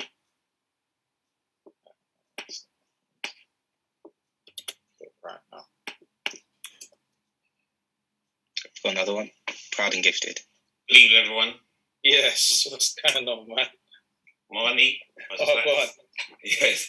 I would just like to say your presentation was amazing. And it's what I expect from yourself, because you uplift our young people so much, even adults. So I just want to tell you, just continue what you're doing and just keep uplifting our young people. I love you for that. Yeah, thank you, bro. And just to pick up your platform as well, man. Like, no, yeah, that's fine. Right now, it's about our money. So I hear that, but you know the way I'm set up, right? And I'm only here because of the people around me. So I've done my work, but there's many other people that have come before me that have been grinding as well, and I don't take this elevation that I've had for granted. So big up, I take that, but I big up everyone else as well. Yeah, yeah. And I'd like to say thanks to everyone that had me on at Manhood Academy.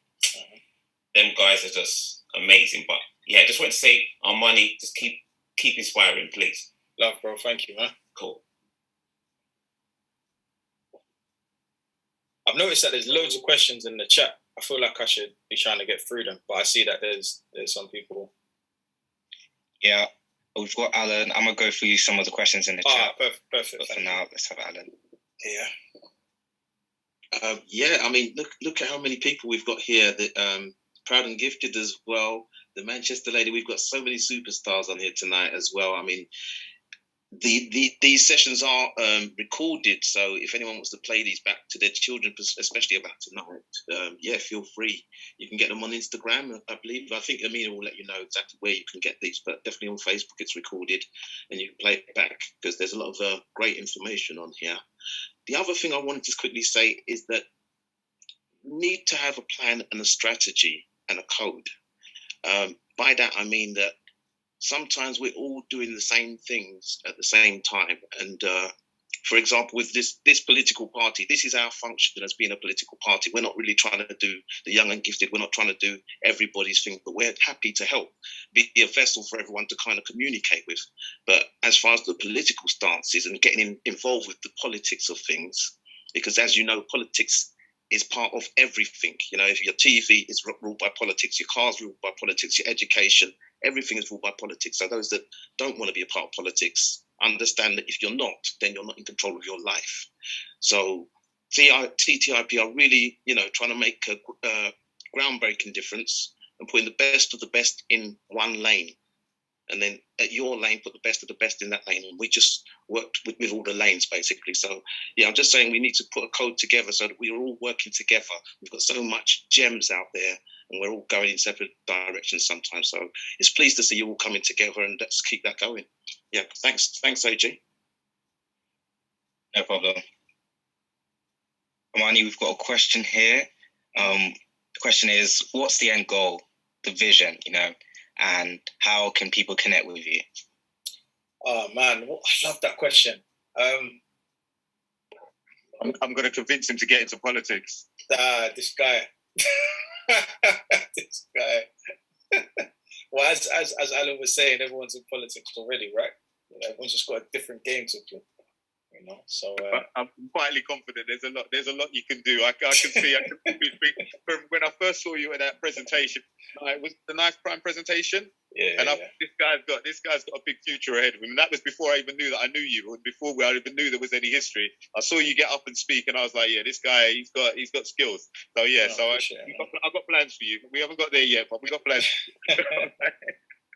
And he said that all on recording. That's all pressure. Anyway, yeah, the end goal, man. I'll be honest. I just want to leave this. I want to leave the world empty-handed. Like, just giving as much as I could, and then when I meet my creator face to face, just say, "Well done, good and faithful servant. You've done well." That's it. Like, I think for me, all the goals and all the riches and stuff, like, I can enjoy it when I'm here, but I can't take it with me. But I'll leave it for family. I'll leave a legacy. But yeah, just trying to leave it empty-handed, because, as I said, kind of getting to that end stage of my, like, that pivotal point, thinking that I was going to die at 21, and just thinking about all the things I never achieved and all the things I never got to do.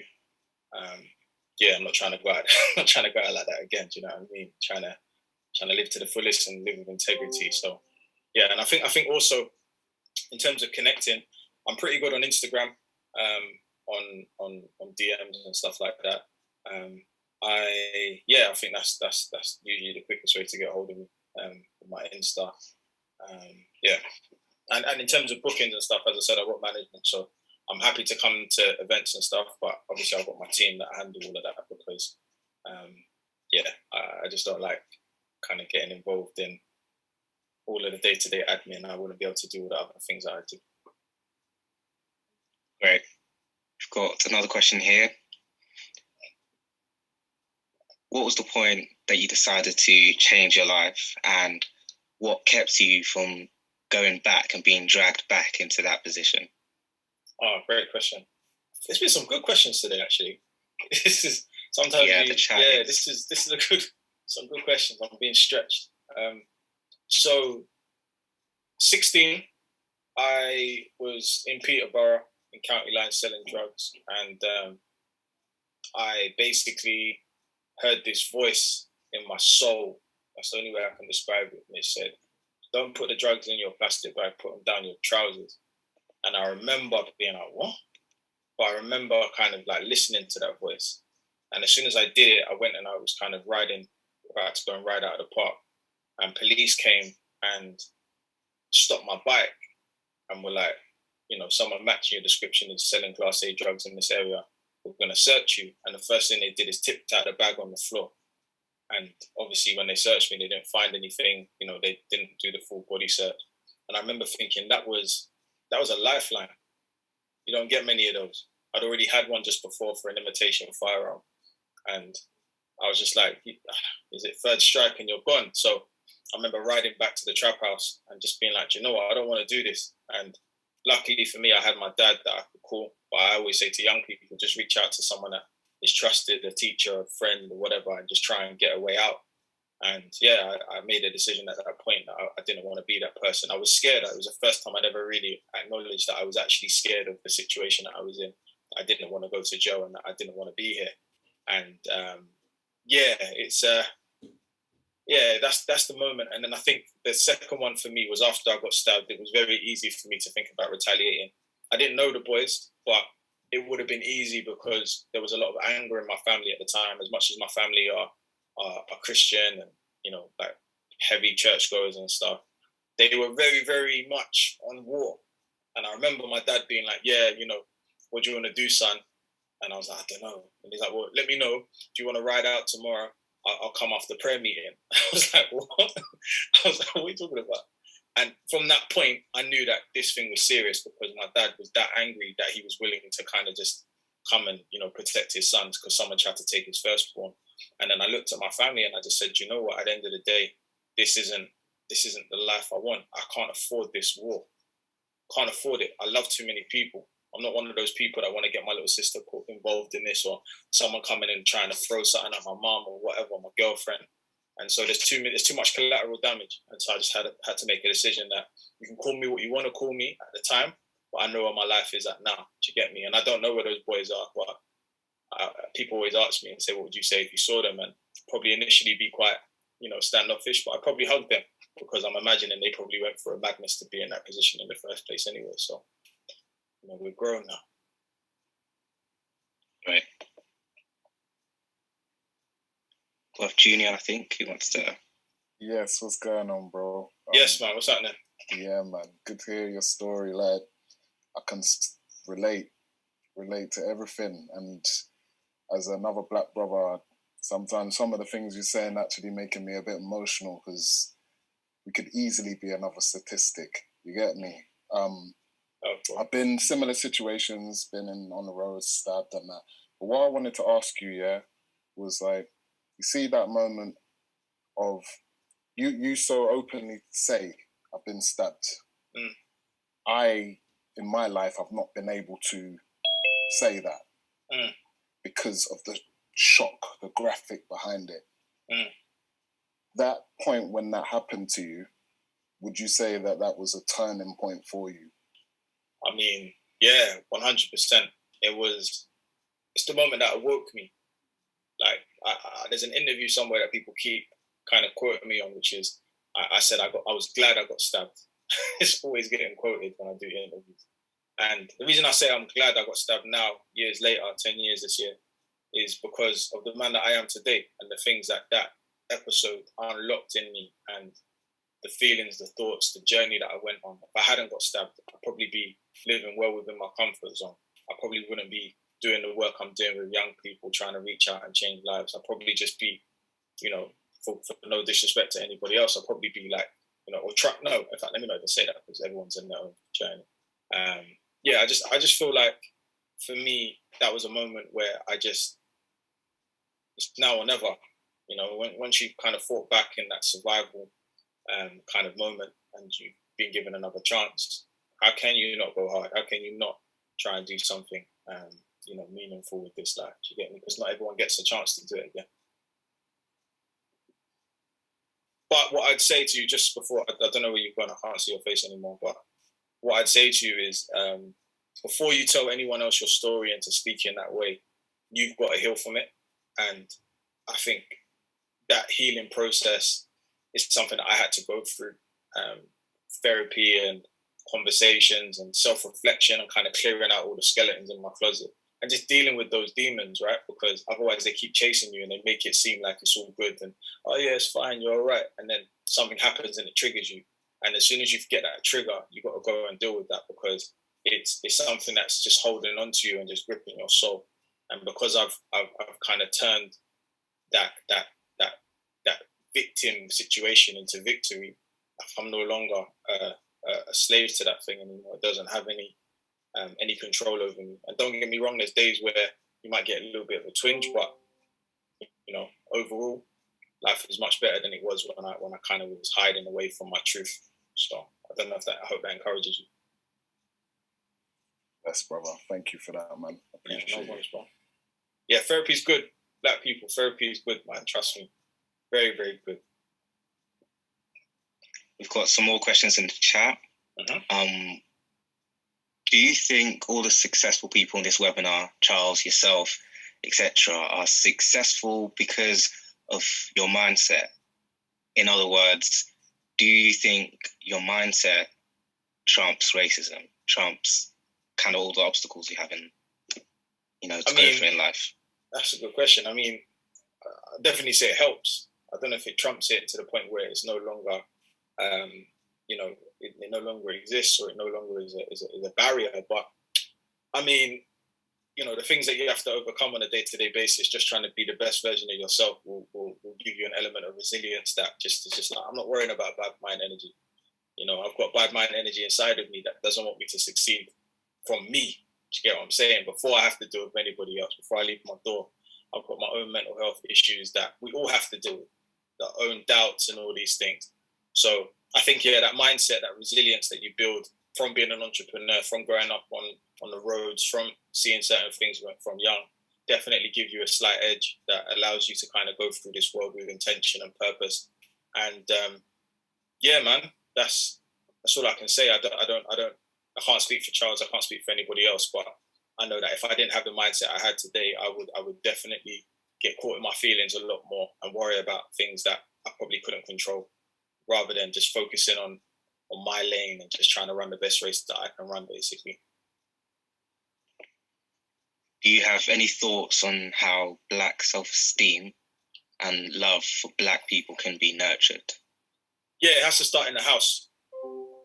I hear so many people talking about, oh, they need to teach it in schools. Do you teach it at home? Do you have that conversation with your kids at home?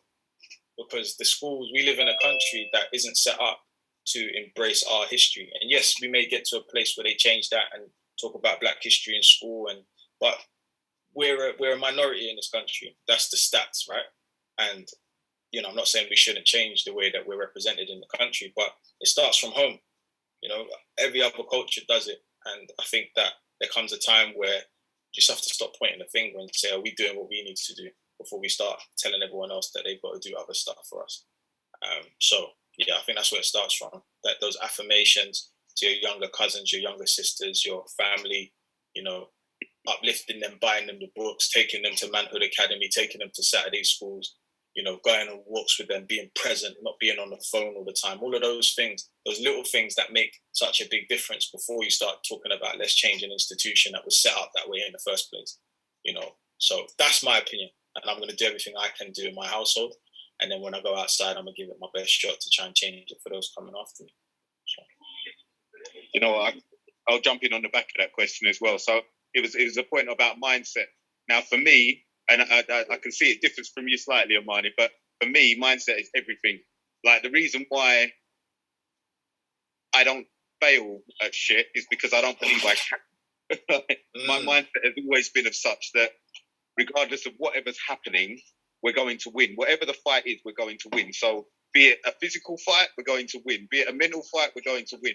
Like, that's always, to me, mindset is the most important part, because I think if you've lost in the mind, if you think you can't win, you've lost.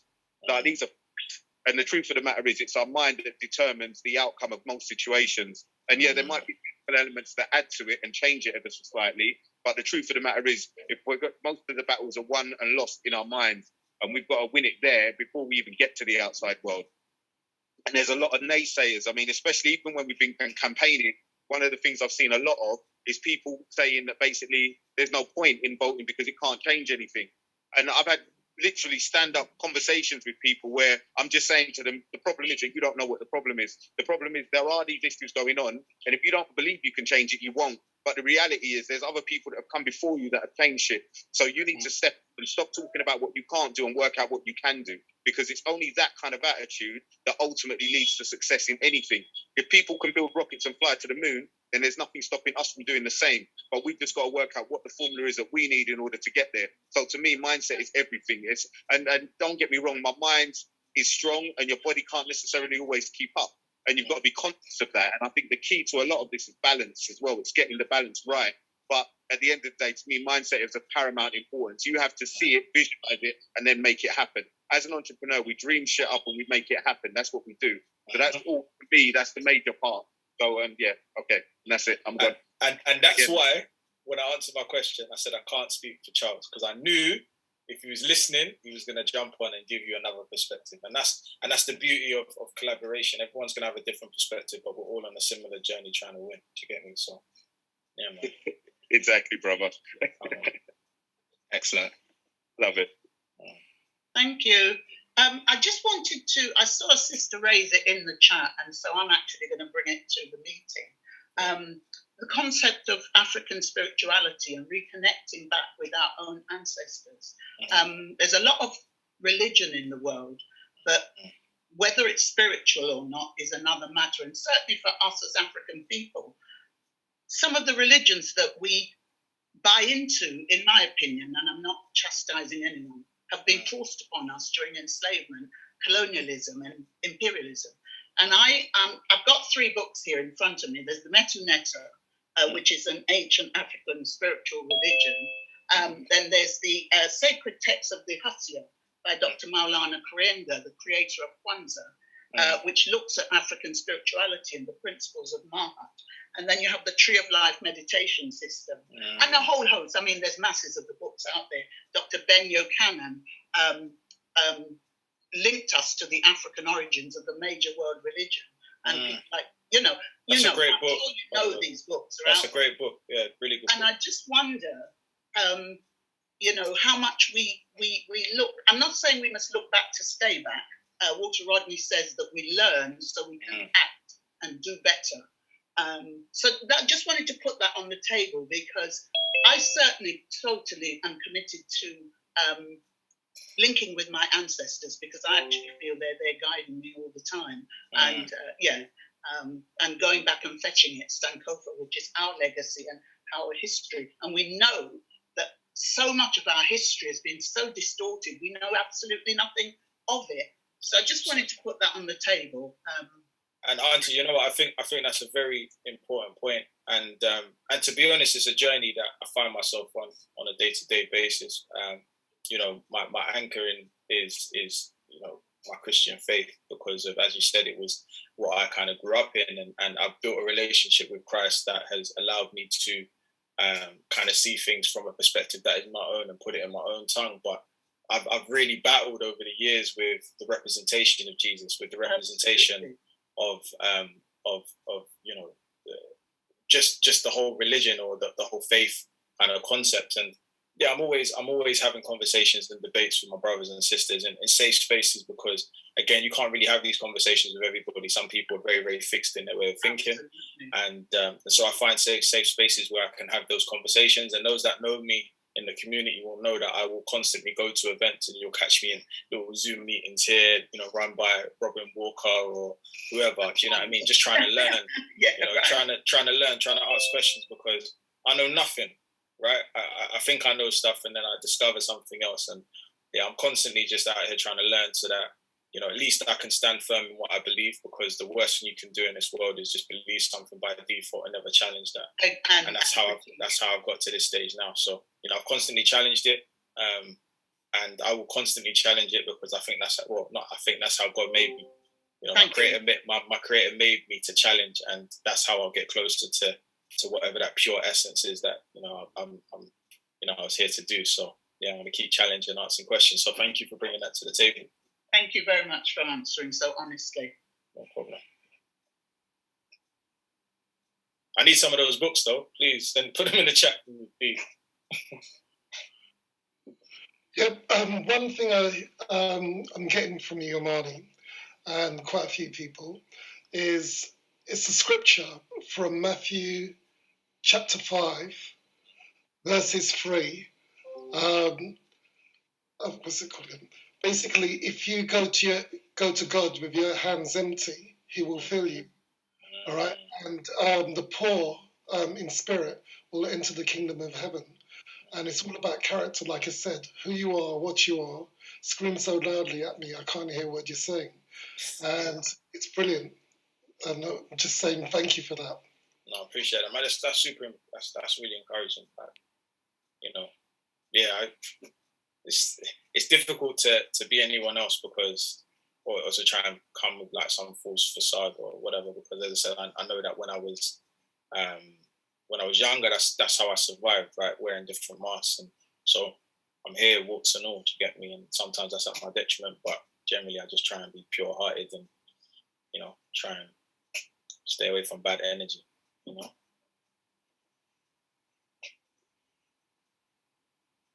Yes, Joe. Oh, you froze, man. Frozen. Oh, you We've froze. got another question here from so this is coming from Nat, saying he's got a meeting tomorrow with the Arts Council. What would your advice be in pitching your idea for large sums of money? Prepare, like, know your stats, know your figures, know your information, and keep it succinct. Like, I think it's important when you're going into a meeting to leave them answering more questions, get the key bits out there, but don't waffle. I think when you waffle, people just switch off. So just keep it succinct. Know what you're trying to go in there for, and just be yourself. You know, don't try and overthink it. Yeah. Amina says, "Am I still okay for the time?" I'm good. I know that was a direct message, so sorry for drawing you out, but I'm good. I'm in my house, so we're good. You know, as long as I got my water. Yeah. All right.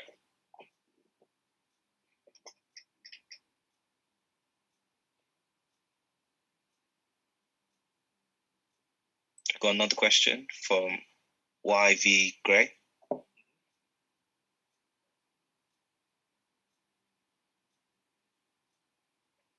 Unmuted, but I don't think you can hear him.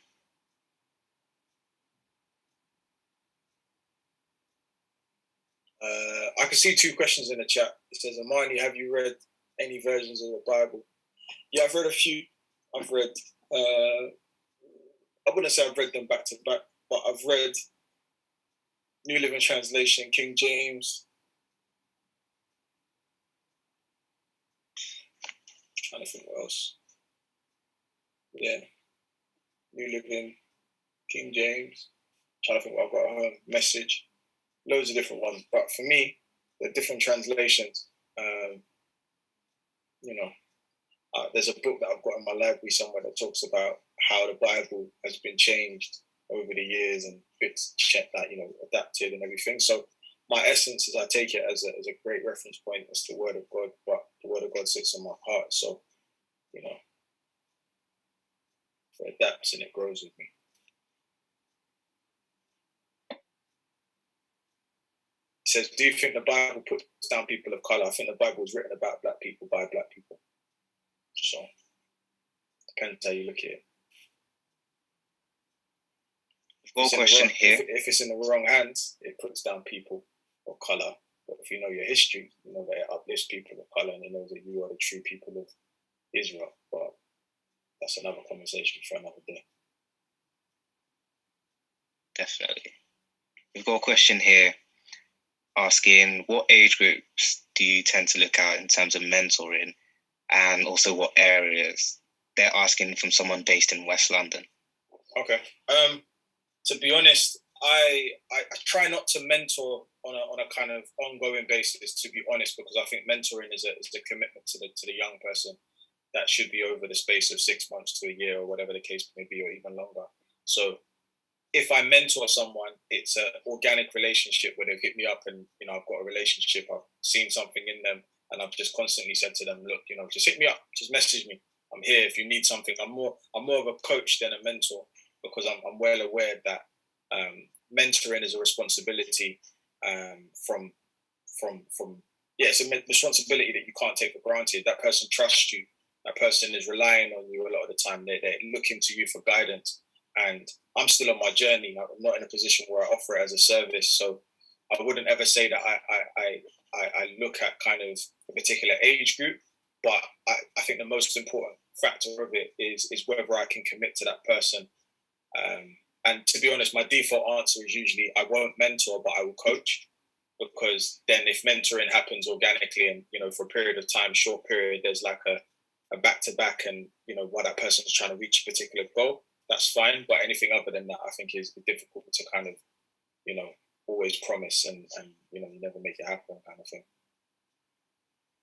Well, another question from Joel. Mm-hmm. How long did it take you to establish your network of professionals around you? Oh, that's a good question. Define establish. Like, I've been building it for years. There's people I spoke to when I was 18 that are now coming back and in positions of power that, they can open doors. And I was, clean-hearted back then, or thought I was clean-hearted back then, and it's helped me now. So I guess I've been establishing my network since I kind of knew that I was on this entrepreneurial journey. So maybe 17, 18. But I think in terms of this field, in terms of social impact and stuff like that, I'd say probably from 2018, when I started to go out and promote the film and try and raise funds, and was just going to loads of different meetings and meeting a lot of the people that had been working on the ground for so long. So like Access UK, like the Proud and Gifted, the Manhood Academy, the Mentivities, all of these other different organizations, United Borders, all of these different places that are doing great work. And then on top of that, you're meeting celebrities and influencers, and you're connecting with them in a way that is just organic. And then, so I think it's just been a combination over the years of meeting different people at different places with different hats on, and never burning that bridge. And, as long as you don't burn the bridge, you can always cross over it again, innit? Do you know what I mean? So, still building. Definitely. I've got a few questions here. Mm-hmm. Have you, seen as you're in high demand for mentoring, have you considered running a podcast, maybe something weekly, where you can discuss like your thoughts? Yeah, but I mean, not yet. I mean, I don't really have. It's not organic.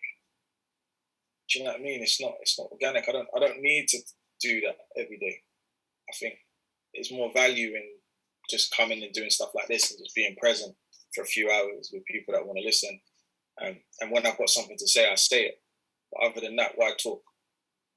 Some people just talk for the sake of it. I'd rather do action and let the action and the efforts talk for themselves, and just do it humbly. You know what I mean? There's some people that want to do it for the platform and the fame, but I want a simple life. I want to enjoy good things. I want my family to be proud of me. I want my mom and my dad to look and be like, yes, son, you've done well. When I leave this earth, I want to leave empty-handed. As I said, everything else that comes, it just has to make sense. Another one here. I've never worked as a people person. I know my strengths and weaknesses. What advice would you give to people who do not have the social networking skills? So maybe someone a bit more introverted and stuff. Just read books on how to become an ambivert. I'm an ambivert. People don't know that, but I'm an ambivert. I like to stay in my house where possible. I like to be around my people. I can come out and do events like this, but as soon as I switch off, I'm going to just chill, right? I don't want to be on everyone's phone. I don't want to be everywhere. Like, it's important to know how to adapt. It's one of the things that I said earlier. So if you don't know that word already, go and research on Google how to be an ambivert, A-M-B-I-V-E-R-T. And it's basically a mixture between an introvert and an extrovert. Just try and be that person. And ambiverts are those that are, to be fair, I was reading something the other day that ambiverts are actually probably usually more kind of successful in the workplace and in business because they know how to switch off, they know how to adapt. You know, that extrovert thing is long to maintain. You know, I'm telling you, to always be on and excited and want to be around people is a lot to balance. So yeah, the ambivert lifestyle, I'm definitely endorsing that. Another one, how is the current film coming and when will it be out? That's a great question, Andy. Thanks for drawing me out on the public platform about the film. No, I'm joking. I'm shooting it next week. I'm directing my first film next week. So yeah, next week I'm going to be shooting. And yeah, I don't know when it'll come out. It'll come out at the right time. I don't know how I'm going to release it yet. But yeah, I'm excited for what it's going to be. And yeah, the story that we're telling, man. First of many. That is great. If you have any more questions, please put them into the chat, raise your hand. Do you know what? I saw a few up. One second. Yeah. Let me scroll up. Hold on. There was one that I saw that it kind of made me laugh. One second. I see someone say big up, go to Dean, okay, of AdPack. Yep, 100%. Big up, Dean.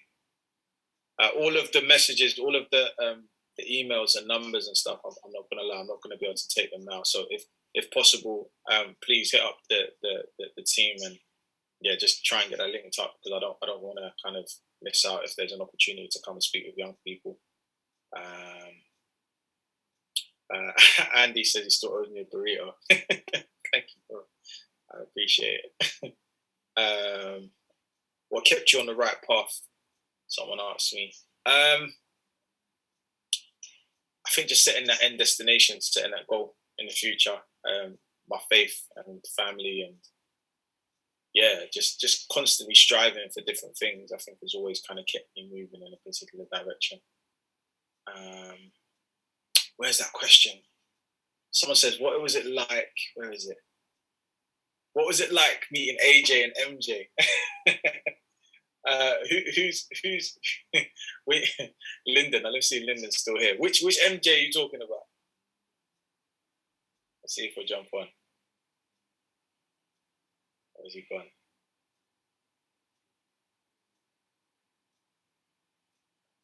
No. But I tell you what it was like meeting AJ. It was cool. It was cool. As you learn when you meet people, you know, if you meet them on a level where it's just like, you know, let's just have an honest conversation and reason, you usually find that they're human, right? So it was cool meeting him and having those conversations and yeah, just reasoning, just connecting, right? And to be fair, everyone that I've met that has had some kind of level of profile or influence. Oh, Michael, I was wondering what MJ you were talking about. Yeah, no, it's cool. They're cool. I don't know how you know MJ, but yeah, they're cool people, man. Great guys. But yeah, everyone that I've met that has some kind of his family, yeah, we got MJ. So yeah, it's kind of I guess when you meet people that have success, you can kind of get to a place of starstruck, kind of stardom. Oh my gosh, how do I respond? How do I be what I, this? But I think fundamentally, it's about just being yourself, and that's what those people, anyone will respect about you, because they're used to so many different people that are kind of gassed to be around them. And I think, as I've learned in this life, you just got to just try and be authentic. And yeah, that authenticity has opened doors for me, and long may it continue. I'm not trying to kind of change that, I was gassed when I met Jamie Foxx, though, can't lie. Like watching Ray and all of those shows back in the day, just walked in with this aura. And anyone that follows me on Instagram, if you scroll down, there's a link, there's a little video on my Instagram where you see the video when I kind of ask my question and answer the selfie and stuff. And that'll be a moment that I'll share forever. It was there. So, what was it like meeting a Carla? Carla's cool as well. That was a moment. I met him at an award show, and then I was just like, bro, I need to sit down with you because I look up to you. And he gave me an hour of his time, and that's what happens sometimes. When you're in certain places, you get an hour of a person's time, and you just make it count. It could be the last hour you get with that person if you're not careful. And so I just sat down. I didn't ask him for anything. In fact, no, tell a lie. I think I just said I'd love to connect with you again in the future. Just left it open. I didn't, can you do this for me? Can you sign this? Can you do a video? I think they get that too often, those types of people. So sometimes it's just about having a conversation and just meeting them at a place of maturity and just pure intentions, and that just, I guess, opens doors and encourages those people to want to be around you again. And you stay in their mind's eye when opportunities and things come up. So who knows where the next 5 years will take me based on some of the people that I've met and some of the people that I'll meet. But when I get there, the aim is just to pay it forward, right? Because I'm only here because of the people that have opened the door for me and given me an hour. Who would I be to kind of shut that door for a young person coming down, coming up, so I say. Amazing. If we don't have any more questions coming in, we might draw it to a close, but I'd just like to take this time to speak on behalf of everyone in the chat and saying that this was an amazing event, and thank you so much, Amani, for coming in and speaking to us and just sharing your thoughts, your mindset on things. And I think everyone here, the chat is blowing up again. Everyone here is just so happy to have had this opportunity to listen to you and what you have to say. It's been great. I appreciate you. Thank you guys for having me. As I said, I really enjoy just being with my people in the community, and yeah, man, yeah, and well done you. I know this is one of your first hosting things for the platform, so big up yourself, man. Thank you. Yeah, it's a good look. You know what I'm saying? Appreciate it. Yeah, man. First of many, right? Of course. Come on. All right, everyone. If everyone wants to leave any final messages in the chat, that would be great. Thank you again for everyone who came out today. It was an amazing turnout. Thanks again, Amani, for coming through. I think we're all very, very happy that you've been here today. Absolutely. Thank you, Amani. That's really brilliant. Brilliant stuff. Yeah. Love to connect with you again, definitely. That goes for everybody on here. I'm available at the TTIP if you want my opinion on anything as well. Just contact Amina. She'll let us know. We can get anything, make anything happen. Guys, one last thing I say before I jump off. Learn, earn, return. Learn, earn, return. A lot of people, they move out of the area when they earn and they forget about the youth then. But you got to remember the kids, because as Chad says, they need those role models. So there's many role models on here. I'm not special. I just work hard. I just use my hours very, very well.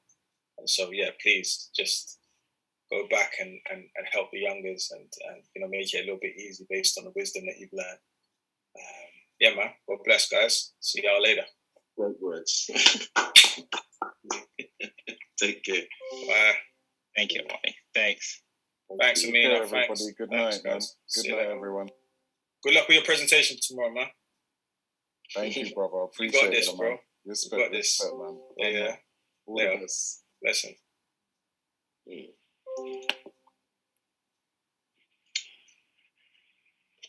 Well done, AJ. You've done a good job. Thank you, Alan. It's not your first time. Pardon? It's not your first time all together, though, doing hosting, is it? It's my first time.